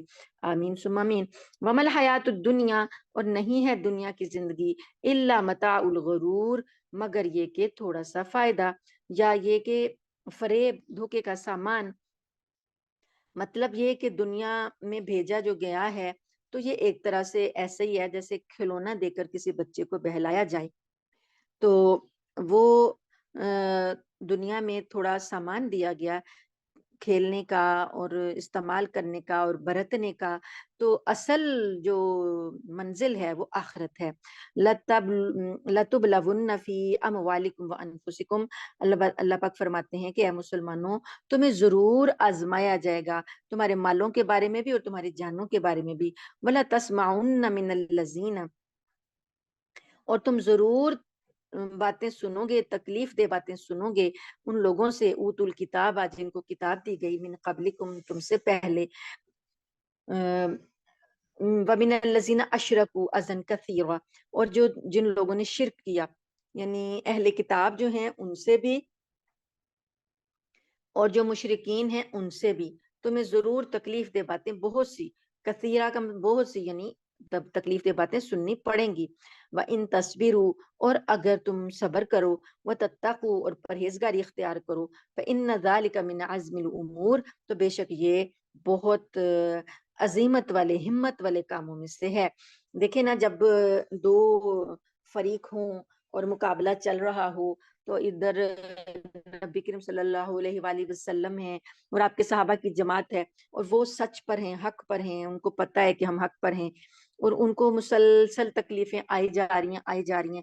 13 سالہ تو مکی زندگی ہے، جس میں کہ پہلے دن سے مسلمان تکلیف اٹھاتے آئے ہیں، اس کے بعد ہجرت کر کے مدینہ پہنچے تو اپنی جان مال سب کچھ، مکہ میں جو کاروبار تھے، گھر تھے، جائیدادیں تھی، وہ چھوڑنی پڑی۔ اب مدینہ آئے ہیں تو مدینہ آنے کے میں کیسے حالات ہے کہ ایک مہاجر کی زندگی ہے، مہاجرین ہیں، تو مہاجرین کا اپنا تو کچھ بھی نہیں تھا، انصار نے ان کو مدد کی تو وہ ان کے ساتھ رہنے لگے، تو اپنے گھر بار جان مال سب اللہ کی راہ میں لٹاتے جا رہے ہیں، لٹاتے جا رہے ہیں، اور حق پر ہیں، اور اللہ کی راہ میں تکلیفیں اٹھاتے جا رہے ہیں۔ اب کیا ہوا کہ یہاں بھی چین نہیں لینے دیا جا رہا، اور مکہ والے جو ہیں وہ لشکر کشی کر رہے ہیں، ایک سال بدر کے لیے آگے، دوسرے سال احد کے لیے آگے، تو ایک دن کا بھی چین نصیب نہیں ہو رہا۔ تو اللہ تعالیٰ فرماتے ہیں کہ ساتھ یہ بھی یہی نہیں ہو رہا، بلکہ تکلیف دہ باتیں بھی سننی پڑی ہیں، یہودی کچھ کہہ رہے ہیں، منافقین کچھ کہہ رہے ہیں، کتنی باتیں وہ مسلمانوں کو سننی پڑ رہی ہیں۔ تو اللہ پاک فرماتے ہیں کہ ہم تم کو تمہارے مالوں سے بھی آزمائیں گے، تمہاری جانوں سے بھی آزمائیں گے، اور تمہیں اہل کتاب کی باتیں بھی سننی پڑیں گی، تمہیں مشرکین کی باتیں بھی تکلیف دہ سننی پڑیں گی، تو تم نے کیا کرنا ہے؟ تم نے صبر کرنا ہے اور اللہ کا تقوی اختیار کرنا ہے۔ جو یہ کام کر لے گا وہ بہت ہی بلند ہمت ہے، وہ ہمت کے کاموں میں سے یہ بات ہے۔ وَإِذْ أَخَذَ اللَّهُ مِيثَاقَ الَّذِينَ، اور جب اللہ نے پختہ وعدہ لیا ان لوگوں سے، اوت الکتاب، جن کو کتاب دی گئی، لا تبیننہ، کہ تم نے اس کو ضرور واضح کرنا ہے، للناس، لوگوں کے لیے، ولا تکتمونہ، اور اس کو چھپانا نہیں ہے۔ اہل کتاب سے اللہ نے وعدہ لیا تھا کہ جو کچھ احکام تمہیں دیے جا رہے ہیں واضح کرو، لوگوں پر کھول کھول کر بتاؤ، اور ان کو چھپانا نہیں ہے۔ تو انہوں نے کیا کیا؟ فنبذوہ، انہوں نے پھینک دیا اس کو، وراء ظہورہم، اپنی پشتوں کے پیچھے، یعنی اس بات کو پس پشت ڈال دیا، واشتروا بہ ثمنا قلیلا، اور لوگوں سے تورات کے احکام بیچ کر لوگوں سے قیمت لی، اسے تھوڑی قیمت کے بدلے میں بیچا۔ اگر زیادہ قیمت ہوتی، اللہ تعالیٰ نے جہاں کہیں بھی ذکر کیا تورات کے احکام کو بیچنے کا، وہ تھوڑی قیمت کا ہی ذکر کیا، سمنن قلیلا، تو وہ تھوڑی تو نہیں لیتے تھے، وہ بہت زیادہ زیادہ رشوت لیتے تھے، بہت بڑی بڑی مالیت مانگتے تھے، لیکن چونکہ دنیا کا مال ہے نا، تو آخرت کے مقابلے میں وہ تھوڑا ہی ہے، اس لیے اللہ پاک نے اس کو تھوڑی قیمت کہا۔ فبئس ما یشترون، تو بہت برا ہے جو وہ خرید و فروخت کر رہے تھے، جو چیز وہ لے رہے تھے، جو دے رہے تھے، یہ کاروبار بہت برا ہے، اللہ کی کتاب کو بیچ رہے تھے۔ لا تحسبن الذین یفرحون بما اتوا یحبون، یہ ہرگز نہ سمجھنا کہ جو لوگ اپنے کیے پر بڑے خوش ہیں اور چاہتے ہیں کہ ان کی تعریف ان کاموں پر بھی کی جائے جو انہوں نے کیے ہی نہیں ہیں، یعنی یہ لوگ جو خوشیاں مناتے پھرتے ہیں اور چاہتے ہیں کہ ہماری تعریف کی جائے، ان یحمدوا بما لم یفعلوا، جو کام انہوں نے نہیں کیے اس پر بھی، فلا تحسبنہم بمفازۃ من العذاب، تو اللہ تعالیٰ فرماتے ہیں کہ ایسے لوگوں کے بارے میں یہ نہ سمجھنا کہ وہ عذاب سے بچنے میں کامیاب ہو جائیں گے، وَلَهُمْ عَذَابٌ علیم، ان کے لیے تو دردناک عذاب ہے۔ وَلِلَّهِ مُلْكُ السَّمَاوَاتِ وَالْأَرْضِ، اور اللہ ہی کے لیے ہے بادشاہی آسمانوں کی اور زمین کی۔ وَاللَّهُ عَلَى كُلِّ شَيْءٍ قدیر، اور اللہ تعالیٰ ہر چیز پر قدرت رکھتا ہے۔ ان فی خلق السماوات والارض، بے شک آسمانوں اور زمین کی تخلیق میں، پیدائش میں، باختلاف اللیل والنہار، اور رات اور دن کے ایک دوسرے کے آگے پیچھے آنے جانے میں، لآیات لأولی الالباب، عقل رکھنے والوں کے لیے نشانیاں ہیں۔ یہ والی جو آیت ہے یہ اللہ تعالیٰ کی کائنات میں تفکر اور تدبر کا ہمیں سبق دے رہی ہے کہ اللہ کی تخلیق میں غور کرو اور دیکھو اللہ نے آسمان کیسا پیدا کیا، بغیر ستون کے ایک چھت بنا دی، کہیں کوئی دراڑ نہیں ہے، کہیں کوئی سوراخ نہیں ہے، کہیں سے جھکا ہوا نہیں ہے، کہیں سے اس میں کوئی خرابی نظر نہیں آتی۔ زمین کو دیکھو، زمین کہیں سے تم لوگوں کو اٹھانے میں انکار نہیں کرتی، کہیں وہ جھک نہیں جاتی تمہارے بوجھ سے کہ ایک جگہ پر زیادہ سارے لوگ بیٹھے اور وہ جھک جائے، ایسا نہیں ہوتا۔ وہ تمہیں چلنے میں مدد دیتی ہے، تم اسے کھودتے ہو وہ کھود جاتی ہے، تم اس پہ تعمیر کرتے ہو وہ تعمیر کو اٹھا لیتی ہے، تم لوگ کھیتی کرتے ہو، ہل چلاتے ہو، اس پہ سینے کو چیرتے ہو، وہ اس میں بھی تمہارے ساتھ تعاون کرتی ہے اور تمہاری فصلیں اگا دیتی ہے، تمہیں پھل پھول دے دیتی ہے، تمہارے فضلے اور تمہاری جو ڈرین ہیں وہ سارے کے سارے زمین آپس جذب کر لیتی ہے، تمہارے مردوں کو چھپا لیتی ہے، تمہارے لیے پاکیزگی کا انتظام کرتی ہے، تمہارے عیب چھپا لیتی ہے۔ کیا کیا کچھ یہ زمین میں اللہ نے پیدا کیا، اس تخلیق میں غور کرو۔ اور پھر یہ زمین کے اندر جو نظام اللہ نے رات اور دن کا چلایا، کس طریقے سے رات اور دن آگے پیچھے آ رہے ہیں جا رہے ہیں، ایک دوڑ لگی ہوئی ہے، تمہارے اوقات چل رہے ہیں، تمہارے مہینے بن رہے ہیں، تمہارے سال بن رہے ہیں، تمہاری عمر گزر رہی ہے، تمہارے موسم آ رہے ہیں جا رہے ہیں، تو یہ ساری چیزوں کو دیکھو تو اس میں عقل والوں کے لیے بہت بڑی بڑی نشانیاں ہیں۔ الذین، وہ لوگ جو یذکرون اللہ قیاما وقعودا وعلی جنوبہم، وہ لوگ جو اللہ کو یاد کرتے ہیں، اللہ کا ذکر کرتے ہیں کھڑے ہوئے، وقعودا، اور بیٹھے ہوئے، وعلی جنوبہم، اور اپنی کروٹوں کے بل لیٹے ہوئے، وَيَتَفَكَّرُونَ، اور وہ غور و فکر کرتے ہیں، فی خلق السماوات والارض، آسمان اور زمین کی تخلیق میں، پیدائش میں غور و فکر کرتے ہیں کس طریقے سے اللہ نے اس کو بنایا ہے۔ تو پھر کیا کہتے ہیں، دعا کرتے ہیں، ربنا ما خلقت ھذا باطلا، اے ہمارے رب تو نے اس کو بیکار پیدا نہیں کیا، سبحانک، تو پاک ہے، فقنا عذاب النار، پس تو ہمیں آگ کے عذاب سے بچا لے۔ تو آسمان اور کائنات کی چیزوں کو انسان جب دیکھے تو وہاں پر جو اس کو اللہ کی تخلیق میں حیرت ہو یا خوشی ہو یا تعجب ہو تو یہ دعا پڑھے، ربنا ما خلقت ھذا باطلا، آسمان کی طرف دیکھ کر، کائنات کی مناظر کی طرف دیکھ کر، ربنا ما خلقت ھذا باطلا، یہ دعا چھوٹی سی ہے کہ اے اللہ تو نے یہ باطل نہیں بنایا، تو نے بیکار نہیں بنایا، سبحانکا، تو پاک ہے، فقنا عذاب النار، تو ہمیں آگ کے عذاب سے بچا لینا۔ تو یہ دعا کے پڑھنے سے انشاءاللہ اللہ تعالیٰ آگ کے عذاب سے محفوظ رکھیں گے۔ ربنا، آگے ایک اور آیت بھی ہے، ربنا انکا من تدخل النار فقد اخزیتا، اے ہمارے رب آپ نے جس کسی کو دوزخ میں داخل کر دیا تو آپ نے تو اس کو رسوا ہی کر دیا، وما للظالمین من انصار، دوزخ میں داخلہ جو ہے سب سے بڑی رسوائی ہے اور ظالموں کا کوئی مددگار نہیں۔ ربنا اننا سمعنا منادیا ینادی، اے ہمارے رب ہم نے ایک پکارنے والے کی پکار کو سنا، للایمانی، ایمان کے لیے وہ پکار رہا تھا، ان آمنوا بربکم، کہ ایمان لے آؤ اپنے رب پر، فآمنا، تو ہم ایمان لے آئے۔ اپنے ایمان کا اللہ تعالیٰ کو حوالہ دینا، اللہ تعالیٰ کو بتانا کہ اے اللہ ہم نے تیرے نبی کی پکار سنی، ہم نے ایک پکارنے والے کی پکار سنی، کوئی بھی پکار سکتا ہے نا، یعنی کوئی بھی دعوت دے سکتا ہے۔ جیسے ہمیں پہلے کچھ پتہ نہیں تھا لیکن ہمیں کسی عالم نے ہمیں سمجھایا، پکارا، بتایا کہ آؤ سنو قرآن، سنو پڑھو، تو ہم نے اس کی پکار سن لی اور ہم اس کی پکار پر اللہ کے کلام کو سننے بیٹھ گئے، تو ہم اللہ تعالیٰ کو کہہ رہے ہیں کہ اے اللہ ہم نے تیرے پکارنے والے کی پکار سنی تو ہم ایمان لے آئے اور ہم آپ کے اوپر ایمان رکھتے ہیں، تو اب آپ ہمیں بخش دیجئے، ربنا فاغفر لنا ذنوبنا، اے ہمارے رب آپ ہمیں بخش دیجئے ہمارے گناہوں کو، وکفر عنا سیئاتنا، ہماری برائیاں ہم سے دور کر دیجئے، جو گناہ ہم کر چکے ہیں ہمارے نامہ اعمال سے ان کو ہٹا دیجئے، وَتَوَفَّنَا مَعَ الْأَبْرَارِ، اور ہمیں جب فوت کریں، جب ہمیں موت آئے تو نیک لوگوں کے ساتھ موت آئے۔ ربنا وآتنا ما وعدتنا، اے ہمارے رب ہمیں جو تو نے وعدے کیے ہیں وہ عطا کر، اللہ رسولی کا، وہ وعدے کس کے ذریعے کیے؟ وہ وعدے رسولوں کے ذریعے کیے، رسول آئے، رسولوں نے ہمیں بتایا کہ اللہ کے یہ وعدے ہیں، تو وہ ہمارے ساتھ جو تیرے رسولوں نے وعدے کیے وہ اب آپ پورے کریں۔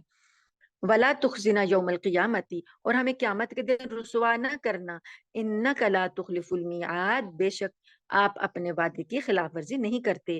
فاستجاب لہم، دیکھ لیجئے جن دعاؤں کے ساتھ ہی اللہ تعالیٰ نے قبولیت کا لفظ بولا ہے وہ دعائیں ضرور ہی قبول ہوتی ہیں۔ تو اللہ نے کہا کہ جو لوگ یہ دعائیں کرتے ہیں فاستجاب لہم، اللہ نے ان کی دعاؤں کو قبول کر لیا، ربہم، ان کے رب نے قبول کر لیا، اور کہا انی، بے شک میں، لا اضیع، نہیں ضائع کروں گا، عمل عامل منکم، تم میں سے کسی عمل کرنے والے کا عمل، من ذکرن، کوئی مرد ہو، او انثا، یا کوئی عورت ہو، بعضکم من بعض، تم سب ایک دوسرے سے ہو، فالذین ہاجروا، پس وہ لوگ جنہوں نے ہجرت کی، واخرجوا، اور وہ نکالے گئے، من دیارہم، اپنے گھروں سے، واوذوا، اور ان کو ایذا دی گئی، فی سبیلی، میرے راستے میں، یعنی اللہ کی خاطر انہوں نے ہجرت کی اور انہوں نے تکلیفیں اٹھائیں، اللہ تعالیٰ کہتے ہیں میری راہ میں انہوں نے تکلیفیں اٹھائیں، وقاتلوا، اور ان سے جنگ کی گئی، اور انہوں نے لڑائیاں ان سے ہوئیں، وقتلوا، اور ان کو قتل کیا گیا، لأکفرن، میں ضرور دور کر دوں گا، عنہم سیئاتہم، ان سے ان کی برائیاں، یعنی ان کے گناہوں کو میں معاف کر دوں گا، وَلَأُدْخِلَنَّهُمْ، اور میں ان کو ضرور داخل کروں گا، جنات تجری، ایسے باغات میں جن کے بہتی ہیں، من تحتها الانہار، جن کے نیچے نہریں بہتی ہوں گی، ثوابا من عند اللہ، یہ اللہ کی طرف سے انعام ہے، واللہ عندہ حسن الثواب، اللہ کے پاس تو بہت بہترین انعام ہے، لا یغرنک تقلب الذین کفروا فی البلاد، آج اتنی نہیں کر رہی، کان وہاں لاوا تو سننا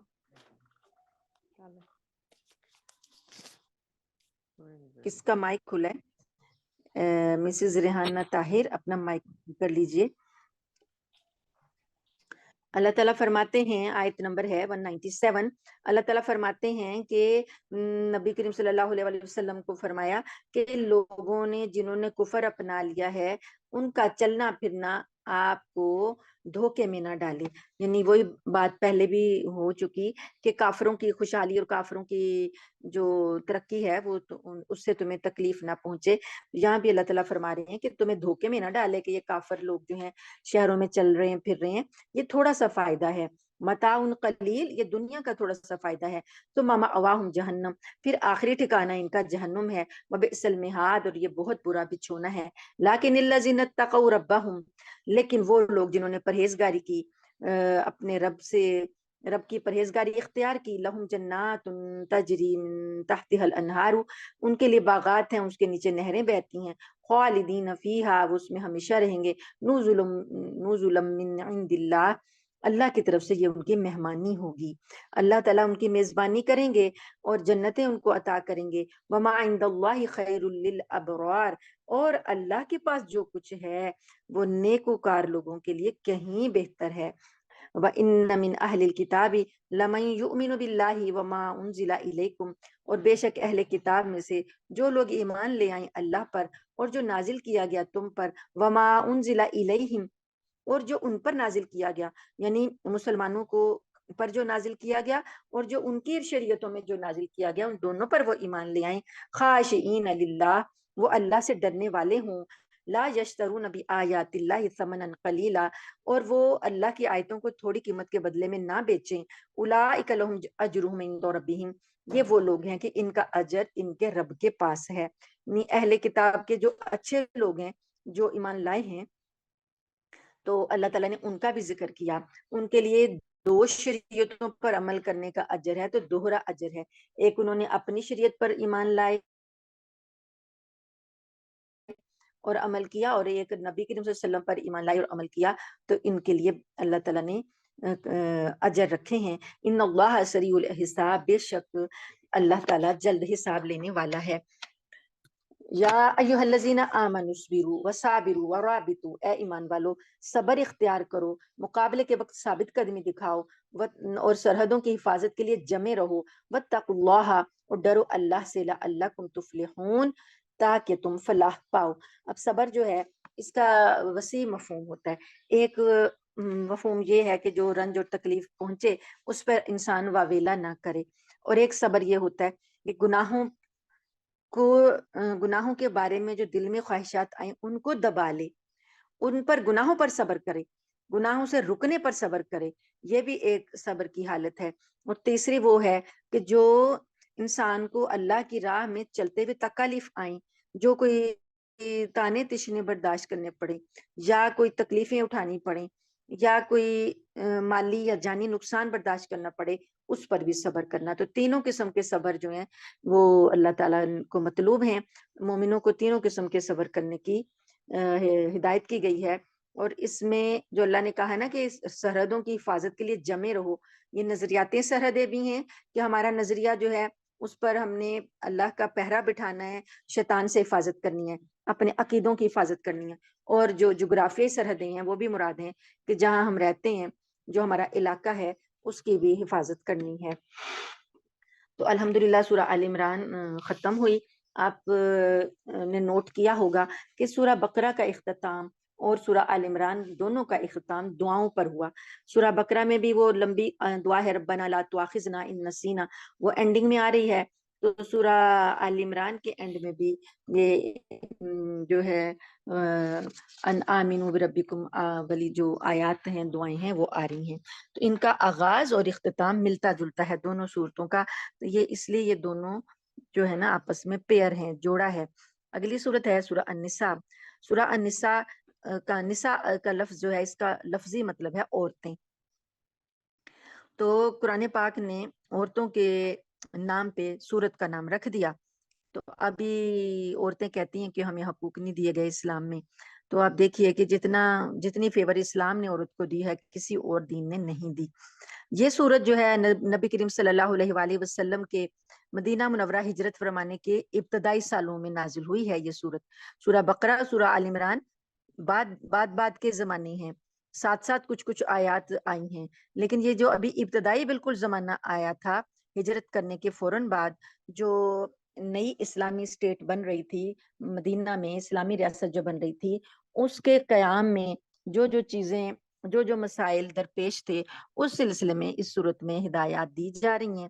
اور اس میں دیکھیے جب آپ کسی گھر کی بھی بنیاد رکھتے ہیں تو اس گھر کے بھی کچھ اصول اور ضوابط ہوتے ہیں. ابھی کسی نے اپنا گھر بسایا، مثلا نکاح ہوا اور ایک جوڑے نے اپنا گھر بسایا، تو مادی طور پر بھی وہ چیزیں کچھ اکٹھی کرتے ہیں کہ ہمیں گھر میں یہ چیزیں چاہیے، وہ چیزیں اکٹھی کرتے ہیں. اور دوسرے کچھ اصول اور ضوابط اور رابطے بھی ہوتے ہیں کہ کیا کوئی کام کس طریقے سے کرے گا. تو اس طریقے سے جب یہ اسلامی ریاست بن رہی تھی تو اس کو بھی کافی زیادہ مسائل بھی تھے. تو ان مسائل کو کیسے حل کرنا تھا. اور خاص طور پر جو مدینہ ہے، مدینہ میں آنے کے بعد، مکہ میں تو یہ تھا نا کہ مسلمانوں نے بس جو عقیدہ ہے، عقیدہ توحید اور عقیدہ آخرت، اس پر ایمان لانا ہے، اور جو کفار کی طرف سے مصیبتیں آ رہی ہیں اس پر صبر کرنا ہے. لیکن مدینہ میں نمازیں 5 پڑھنی تھیں، زکوٰۃ کا نظام آنا تھا. پھر دشمن، اندر کے بھی دشمن تھے، باہر کے بھی دشمن تھے. کوئی 3 قسم کے لوگوں سے واسطہ پڑ رہا تھا، منافقین تھے، یہودی تھے، مشرک تھے. مدینہ میں جو لوگ مسلمان ہو گئے وہ مسلمان اسٹیٹ کا حصہ تھے، لیکن جو پرانے رہنے والے مشرکین تھے وہ ان سے بھی بچنا تھا، ان کی سازشوں سے بھی بچنا تھا. پھر کچھ لوگ ایمان منہ پر لے آئے لیکن اندر سے منافق تھے، وہ ان کا بھی سامنا تھا. پھر یہودی رہتے تھے، ان کا بھی سامنا تھا.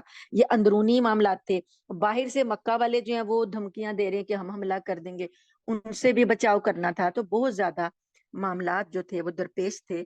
تو اور دوسرا ایک خاندانی نظام کی بنیاد رکھنی تھی کہ یہاں پر اب مسلمان جو ہیں وہ سارے ہی مسلمان ہیں جو اسلامک اسٹیٹ کے ممبرز ہیں، تو ان کے خاندان کی بنیاد جو ہے وہ کیسی ہوگی. تو یہ سارے احکام پھر اللہ پاک نے اس کو دیے، اس میں دیے. دوسری بات یہ کہ جب جنگ احد ہوئی تو جنگ احد کے بعد جو 70 صحابہ شہید ہوئے تو بہت سی خواتین بیوہ ہوئیں، بہت سے بچے یتیم ہوئے. ان کے لیے بھی کچھ احکامات چاہیے تھے کہ ان یتیموں کا کیا ہوگا، ورثہ جو ہے وہ کیا کریں گے، وراثت کیسے تقسیم ہوگی، بیواؤں کے ساتھ کیا سلوک ہوگا. یہ ساری چیزیں احکامات جو ہیں پھر اللہ پاک نے اس میں دیے. اور آغاز جو ہو رہا ہے اللہ پاک نے آغاز ہی کیا ہے جو کہ تقوی سے کیا اور یتیموں کے حقوق سے کیا. بسم اللہ الرحمن الرحیم. یا ایھا الناس اتقوا ربکم الذی خلقکم من نفس واحدۃ. اے انسانوں ڈرو، تقوی اختیار کرو اپنے رب کا جس نے تم سب کو پیدا کیا ایک جان سے. وخلق منہا زوجہا، اور اللہ نے اس کا ایک آدمی سے بنایا، تم لوگوں کو یعنی آدم علیہ السلام سے پیدا کیا، پھر اس سے اس کا جوڑا بنایا. وبث منہما رجالا کثیرا ونساء، اور ان دونوں سے، آدم اور حوا سے، دونوں سے اللہ پاک نے بہت سے مرد اور بہت سی عورتیں دنیا میں پھیلا دی. اب یہاں پر جو ہے ایک اعتراض کرنے والے یہ اعتراض کرتے ہیں کہ قرآن پاک میں کہاں ذکر آیا کہ اللہ تعالیٰ نے حضرت حوا کو پیدا کیا. بے شک نام سے ذکر نہیں آیا، لیکن اللہ تعالیٰ فرماتے ہیں کہ میں نے جو پہلی جان پیدا کی آدم علیہ السلام، پھر میں نے اس کا جوڑا بھی بنایا اور ان دونوں سے ساری دنیا میں بہت سے مرد اور عورتیں پھیلا دیے. اللہ پاک نے اب آگے یہ جو رشتہ داریاں بنی ماں باپ سے اولاد کے درمیان، جو رشتے بنے، ماں باپ سے سارے رشتوں کی بنیاد ہوتی ہے، باپ سے ددیال بنتا ہے، ماں سے ننیال بنتا ہے. اور بہن بھائیوں سے، بہن بھائیوں کے جو رشتے ہوتے ہیں پھر وہ پھیلتے جاتے ہیں، بہن بھائیوں کے ساتھ پھر یہ خون کے رشتے ہیں، رحم کے رشتے کہلاتے ہیں. تو اللہ پاک فرماتے ہیں واتقوا اللہ الذی تساءلون بہ والارحام، اور تم اس ذات سے ڈرو جس کا حوالہ دے کر تم سوال کرتے ہو اور رشتہ داریوں کا. یعنی جب انسان بے بس ہوتا ہے نا تو اس کے دل میں ہوتا ہے کہ جو اب میں کس مضبوط ذات کا سہارا لوں کہ کسی کو یقین آ جائے. تو وہ پھر اللہ کی قسم کھاتا ہے، اللہ کا حوالہ دیتا ہے کہ میں اللہ کی قسم کھاتا ہوں کہ یہ بات ایسے ہے اور ایسے ہے، کیونکہ اسے پتا ہے کہ اس سے بڑھ کر کوئی اور قسم نہیں ہے، اس سے بڑھ کر کوئی اور حوالہ نہیں. تو بعض اوقات انسان کسی سے تعاون مانگتا ہے تو اپنی رشتہ داری کا حوالہ دیتا ہے اور کہتا ہے کہ اپنے رشتہ داری کا کچھ خیال کرو اور اس طریقے سے یہ بات ایسے نہ کرو تو ویسے نہ کرو. تو اللہ تعالیٰ فرماتے ہیں کہ اس ذات سے ڈرو جس کا سوال کرتے ہو تم اور وہ رشتہ داریاں جن کے تم حوالے دیتے ہو. ان اللہ کان علیکم رقیبا، بے شک اللہ تعالیٰ تمہارے حقوق کی نگرانی کر رہا ہے، تمہارے اوپر نگران ہے. وآتوا الیتامی اموالہم، اور یتیموں کو ان کے مال دے دو. ولا تتبدلوا الخبیث بالطیب، اور ناپاک کو پاک سے نہ ملاؤ، یعنی ردی مال کو اچھے مال سے مخلط ملت نہ کرو. ولا تاکلوا اموالہم الی اموالکم، اور آپس میں ایک دوسرے کے مال، ان کے مال اپنے مالوں کے ساتھ ملا کر نہ کھاؤ. انہ کان حوبا کبیرا، بے شک یہ بہت بڑا گناہ ہے. دیکھیے یتیم بچہ جو ہے اس کے وارث اگر اس کا مال کھا جائیں تو وہ کیا کر سکتا ہے؟ وہ تو بے بس ہے، کمزور ہے. ایسا ہوتا تھا کہ لوگ کیا کرتے تھے کہ جو وارث ہوتے تھے یتیموں کے، وہ سمجھتے تھے کہ ہم ان کے مال میں جو مرضی خرد برد کر لیں، کسی کو کیا پتہ چلے گا. اب فرض کریں کوئی پراپرٹی ہے، کوئی جگہ ایسی ہے جو قیمت کے لحاظ سے اچھی ہے اور کوئی ایسی جگہ ہے جو قیمت کے لحاظ سے کم ہے. کوئی کھیتی ہے جو بہت زیادہ زرخیز ہے اور کوئی کھیتی ہے جو کم زرخیز ہے. کچھ علاقے ایسے ہیں جو بہت زیادہ ویلیو رکھتے ہیں اور کچھ علاقے ایسے ہیں جو کم ویلیو رکھتے ہیں.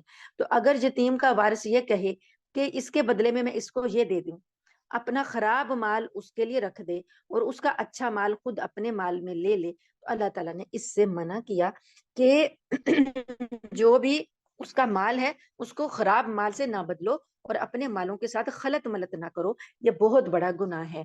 وَإِنْ خِفْتُمْ أَلَّا تُقْسِطُوا، اور اگر تمہیں یہ خوف ہو کہ تم نہ انصاف نہیں کر سکتے فِي الْيَتَامَىٰ یتیموں کے بارے میں، فَانْكِحُوا مَا طَابَ لَكُم مِّنَ النِّسَاءِ، تو پھر تم ان کی عورتوں سے نکاح کر لو جو تم کو اچھی لگیں. مثنا 2، وثلاثہ 3، ورباع اور 4.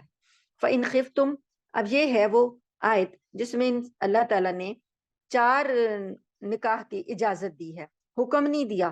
حکم میں اور اجازت میں فرق ہے۔ حکم ہوتا ہے کہ ضرور ہی کرو، اجازت ہوتی ہے کہ کوئی کرنا چاہتا ہے تو کر لے۔ تو کیوں کیا؟ یہ کیوں کیا؟ یہ آیت کس پس منظر میں نازل ہوئی ہے کہ جب یتیموں کی تعداد بڑھ گئی، بیواؤں کی تعداد بڑھ گئی، اب ان کا کچھ تو انتظام کرنا تھا، اور ان کے پاس مال بھی ہیں، اور ان کو ایک والی اور سرپرست کی بھی ضرورت ہے۔ تو اللہ پاک نے کہا کہ تم ان کا جب مال جو تمہارے پاس ہے تم ان کے ساتھ انصاف نہیں کر سکتے، تو پھر ان کی خواتین کو اپنے نکاح میں لے آؤ۔ جب وہ تمہارے نکاح میں آئیں گی تو ان کے مال بھی تمہارے پاس آ جائیں گے، اور تمہارے استعمال میں کوئی حرج بھی نہیں ہوگا۔ تو اگر جو عورتیں تمہیں پسند ہیں پھر ان سے نکاح کر لو۔ فَإِنْ خِفْتُمْ أَلَّا تَعْدِلُوا، بس اگر تمہیں یہ خوف ہو کہ تم ان میں انصاف نہیں کر سکو گے، یعنی 4 بیویاں ہو گئیں، اب تم ان میں انصاف نہیں کر سکو گے، فواحدہ، تو پھر ایک ہی رکھو۔ انصاف شرط ہے، اگر انصاف نہیں کر سکتے تو پھر ایک ہی رکھو۔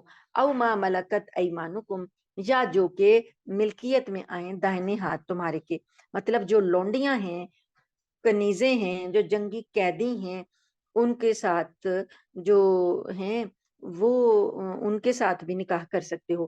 ذالک ادنا اللہ تعولو، یہ اس وجہ سے ہے، یہ کام کرنا، نکاح کرنا جو ہے، یہ اس بات کے زیادہ قریب ہے کہ تم بے انصافی میں مبتلا نہیں ہوگے۔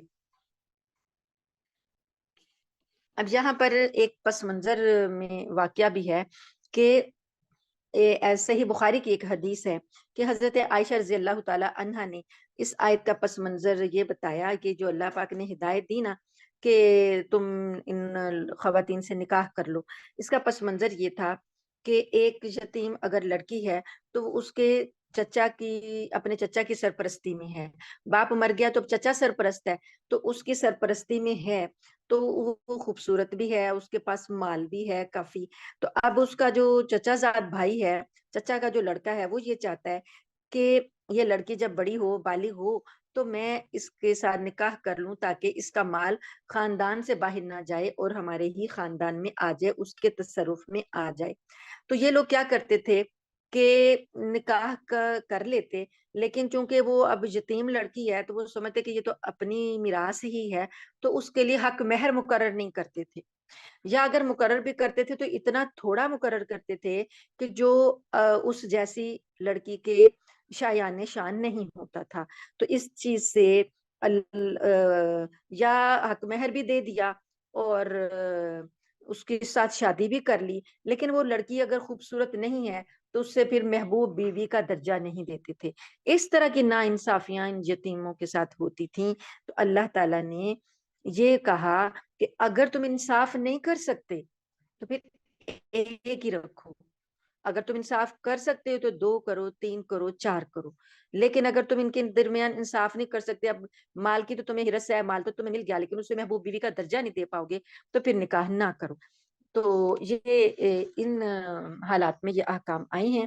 تو ہم آؤٹ آف کانٹیسٹ جا کر ایک آیت کو پکڑ کر اس کے بال کی کھال اتار کے، جو آج کل کے ہمارے فتنہ انگیز اینکرز ہیں، وہ ایک بال کی کھال اتار کر اتنا ہوا بنا کے پیش کرتے ہیں، حالانکہ قرآن معاشرے کے اندر جوڑ پیدا کر رہا ہے، معاشرے کے اندر قرآن پاک اصلاح کر رہا ہے اور لوگوں کو کے حقوق کی بات کر رہا ہے، اور لوگ جو ہیں، جو دشمن ہیں، وہ ان اصلاح والی آیات کو غلط رنگ میں پیش کر کے معاشرے میں یہ پھیلا رہے ہیں کہ جی اسلام جو ہے جی وہ جی عیاشی کا حکم دے رہا ہے، اور وہ جی اتنی اتنی بیویاں کرنے کا حکم دے رہا ہے، اور عورت کے لیے تو آزادی کوئی نہیں، اور مرد کو یہ ہے تو وہ ہے۔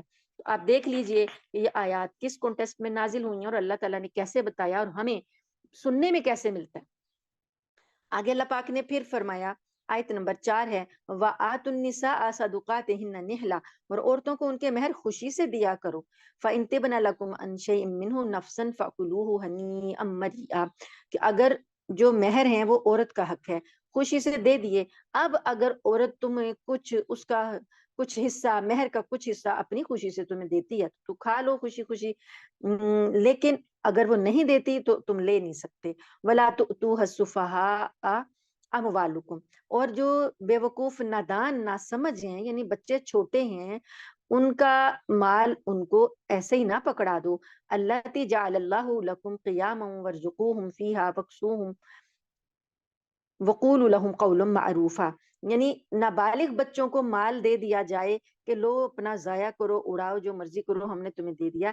ایسے نہیں ہے. ورثاء کا فرض ہے کہ اس مال کی حفاظت کریں جب تک کہ بچہ سوجھ بوجھ کے قابل نہ ہو جائے. تو اللہ پاک نے فرمایا کہ جن لوگوں کو جن کو اللہ نے تمہارے لیے زندگی کا سرمایہ بنایا ہے نا، یہ یتیم لوگ جو ہیں، ان کے جو مال ہیں ان کو اسی میں سے کھلاؤ، پہناؤ اور ان سے مناسب انداز میں بات کر لو.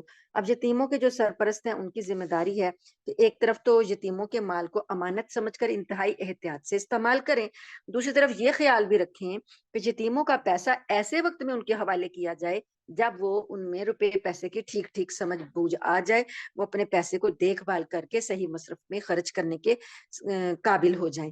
اور اسی صورت میں ایسے بھی ہے کہ کچھ غریب ہیں ورثا، وہ یتیم کے مال کی دیکھ بھال کر رہی ہیں لیکن اپنے پاس ان کے کچھ نہیں ہے کھانے پینے کا، تو وہ اس دیکھ بھال کے حساب سے، جیسے کہ کسی کو دیکھ بھال کے لیے تنخواہ دی جاتی ہے، اس میں سے وہ اپنا حصہ رکھ سکتے ہیں. یا پھر یہ کہ یتیموں کے لیے جو کھانا پکے، اگر وہ ضرورت مند خود ہیں تو وہ ان کے ساتھ مل جل کے کھا سکتے ہیں. یہ تو نیت پر ڈیپینڈ کرتا ہے کہ نیت اصلاح کی ہو، عیاشی کی اور مال اڑانے کی نیت نہ ہو. تو آج کے لیے اتنا ہی ہے، انشاءاللہ باقی ہم کل دیکھیں گے. اللہ تعالیٰ سے دعا ہے کہ اللہ تعالیٰ ہمیں ان آیات پر عمل کرنے کی توفیق عطا فرمائیں اور ہمیں ان آیات کا صحیح فہم عطا فرمائیں، اور ہمارے سے بیان کرنے میں یا پڑھنے میں جو زبان کی پھسلن یا لغزش یا بھول چوک ہے اس سے اللہ تعالیٰ ہم سے درگزر فرمائیں. آمین ثم آمین. وآخر دعوانا ان الحمد للہ رب العالمین.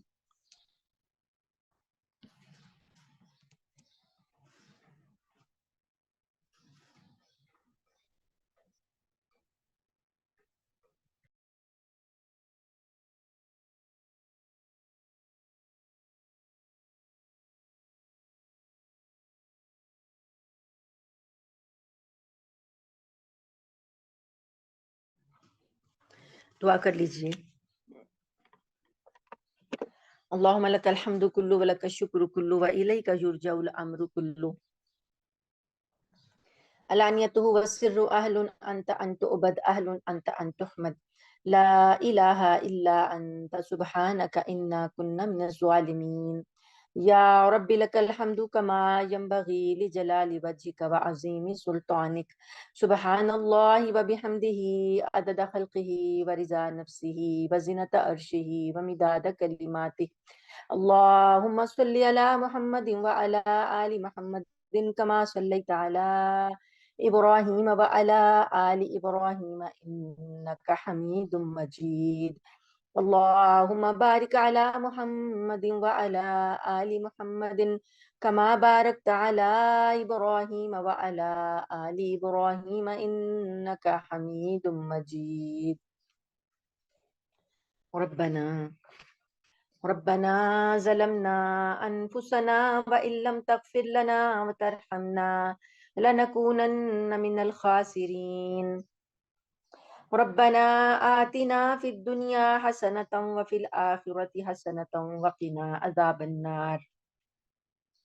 ربنا آتنا من لدنك رحمة وهيئ لنا من أمرنا رشدا. ربنا لا تؤاخذنا إن نسينا أو أخطأنا. ربنا ولا تحمل علينا إصرا كما حملته على الذين من قبلنا. ربنا ولا تحملنا ما لا طاقة لنا به واعف عنا واغفر لنا وارحمنا أنت مولانا فانصرنا على القوم الكافرين. ربنا هب لنا من أزواجنا وذرياتنا قرة أعين واجعلنا للمتقين إماما. اللهم أحسن عاقبتنا في الأمور كلها وأجرنا من خزي الدنيا وعذاب الآخرة. اللهم رب ارحمهما كما ربياني صغيرا. اللهم حاسبنا حسابا يسيرا اللهم إنا نسألك من الخير ما سألك منه نبيك محمد صلى الله عليه وسلم، ونعوذ بك من الشر ما استعاذ منه نبيك محمد صلى الله عليه وآله وسلم. أنت المستعان وعليك البلاغ، أنت المستعان وعليك البلاغ، لا حول ولا قوة إلا بالله. اللهم إنا نسألك رزاك والجنة، ونعوذ بك من سخطك وغضبك والنار. اللهم إنا نسألك حبك وحب من يحبك وحب عمل يقربنا إلى حبك. اللهم إنا نعوذ بك من جهد البلاء ودرك الشقاء وسوء القضاء وشماتة الأعداء. اللهم إنا نعوذ بك من زوال نعمتك وتحول عافيتك وفجاءة نقمتك وجميع سخطك. اللهم أيد الإسلام والمسلمين، اللهم انصر الإسلام والمسلمين، اللهم أعز الإسلام والمسلمين ودمر أعداء الدين ودمرهم تدميرا. اللهم عليك باليهود، اللهم عليك باليهود، اللهم اكفناهم بما شئت. اللهم إنا نجعلك في نحورهم ونعوذ بك من شرورهم. اللهم انصر المجاهدين في كل مكان، اللهم انصر إخواننا المجاهدين في فلسطين وفي غزة. اللهم انصرهم نصرا عزيزا، اللهم انصرهم نصرا قريبا، اللهم انصرهم نصرا مقتدرا. اللهم تقبل شهداءهم، اللهم اشف مرضاهم، اللهم ثبت أقدامهم، اللهم سدد رميهم، اللهم أطعم من طعام أهل الجنة وألبسهم واسترهم وآمن روآتهم. اللهم استر عوراتهم وآمن روآتهم. اللهم أصلح أمة محمد صلى الله عليه وسلم. اللهم ارحم أمة محمد صلى الله عليه وآله وسلم. اللهم اغفر أمة محمد صلى الله عليه وآله وسلم. اللهم فرج عن أمة محمد صلى الله عليه وآله وسلم. يا شافي الأمراض اشف مرضنا ومرض المسلمين. يا شافي الأمراض اشف مرضنا ومرض المسلمين. يا قاضي الحاجات اقضي حاجاتنا وحاجات المسلمين. اللهم ارزقنا شهادة في سبيلك واجعل الموت في بلد رسولك. اللهم ربنا فاغفر لنا ذنوبنا وكفر عنا سيئاتنا وتوفنا مع الأبرار. ربنا فاغفر لنا ولإخواننا الذين سبقوا بالإيمان. اللهم اغفر لنا وللمؤمنين والمؤمنات والمسلمين والمسلمات الأحياء منهم والأموات. ربنا تقبل منا إنك أنت السميع العليم وتب علينا إنك أنت التواب الرحيم. وصلى الله تعالى على خير خلقه وأصحابه أجمعين برحمتك يا أرحم الراحمين. سبحان ربك رب العزة عما يصفون وسلام على المرسلين والحمد لله رب العالمين. آمین ثم آمین. جزاکم اللہ خیر. السلام علیکم ورحمۃ اللہ وبرکاتہ. سبحانک اللہم و بحمدک نشہد ان لا الہ الا انت نستغفرک و نتوب الیک.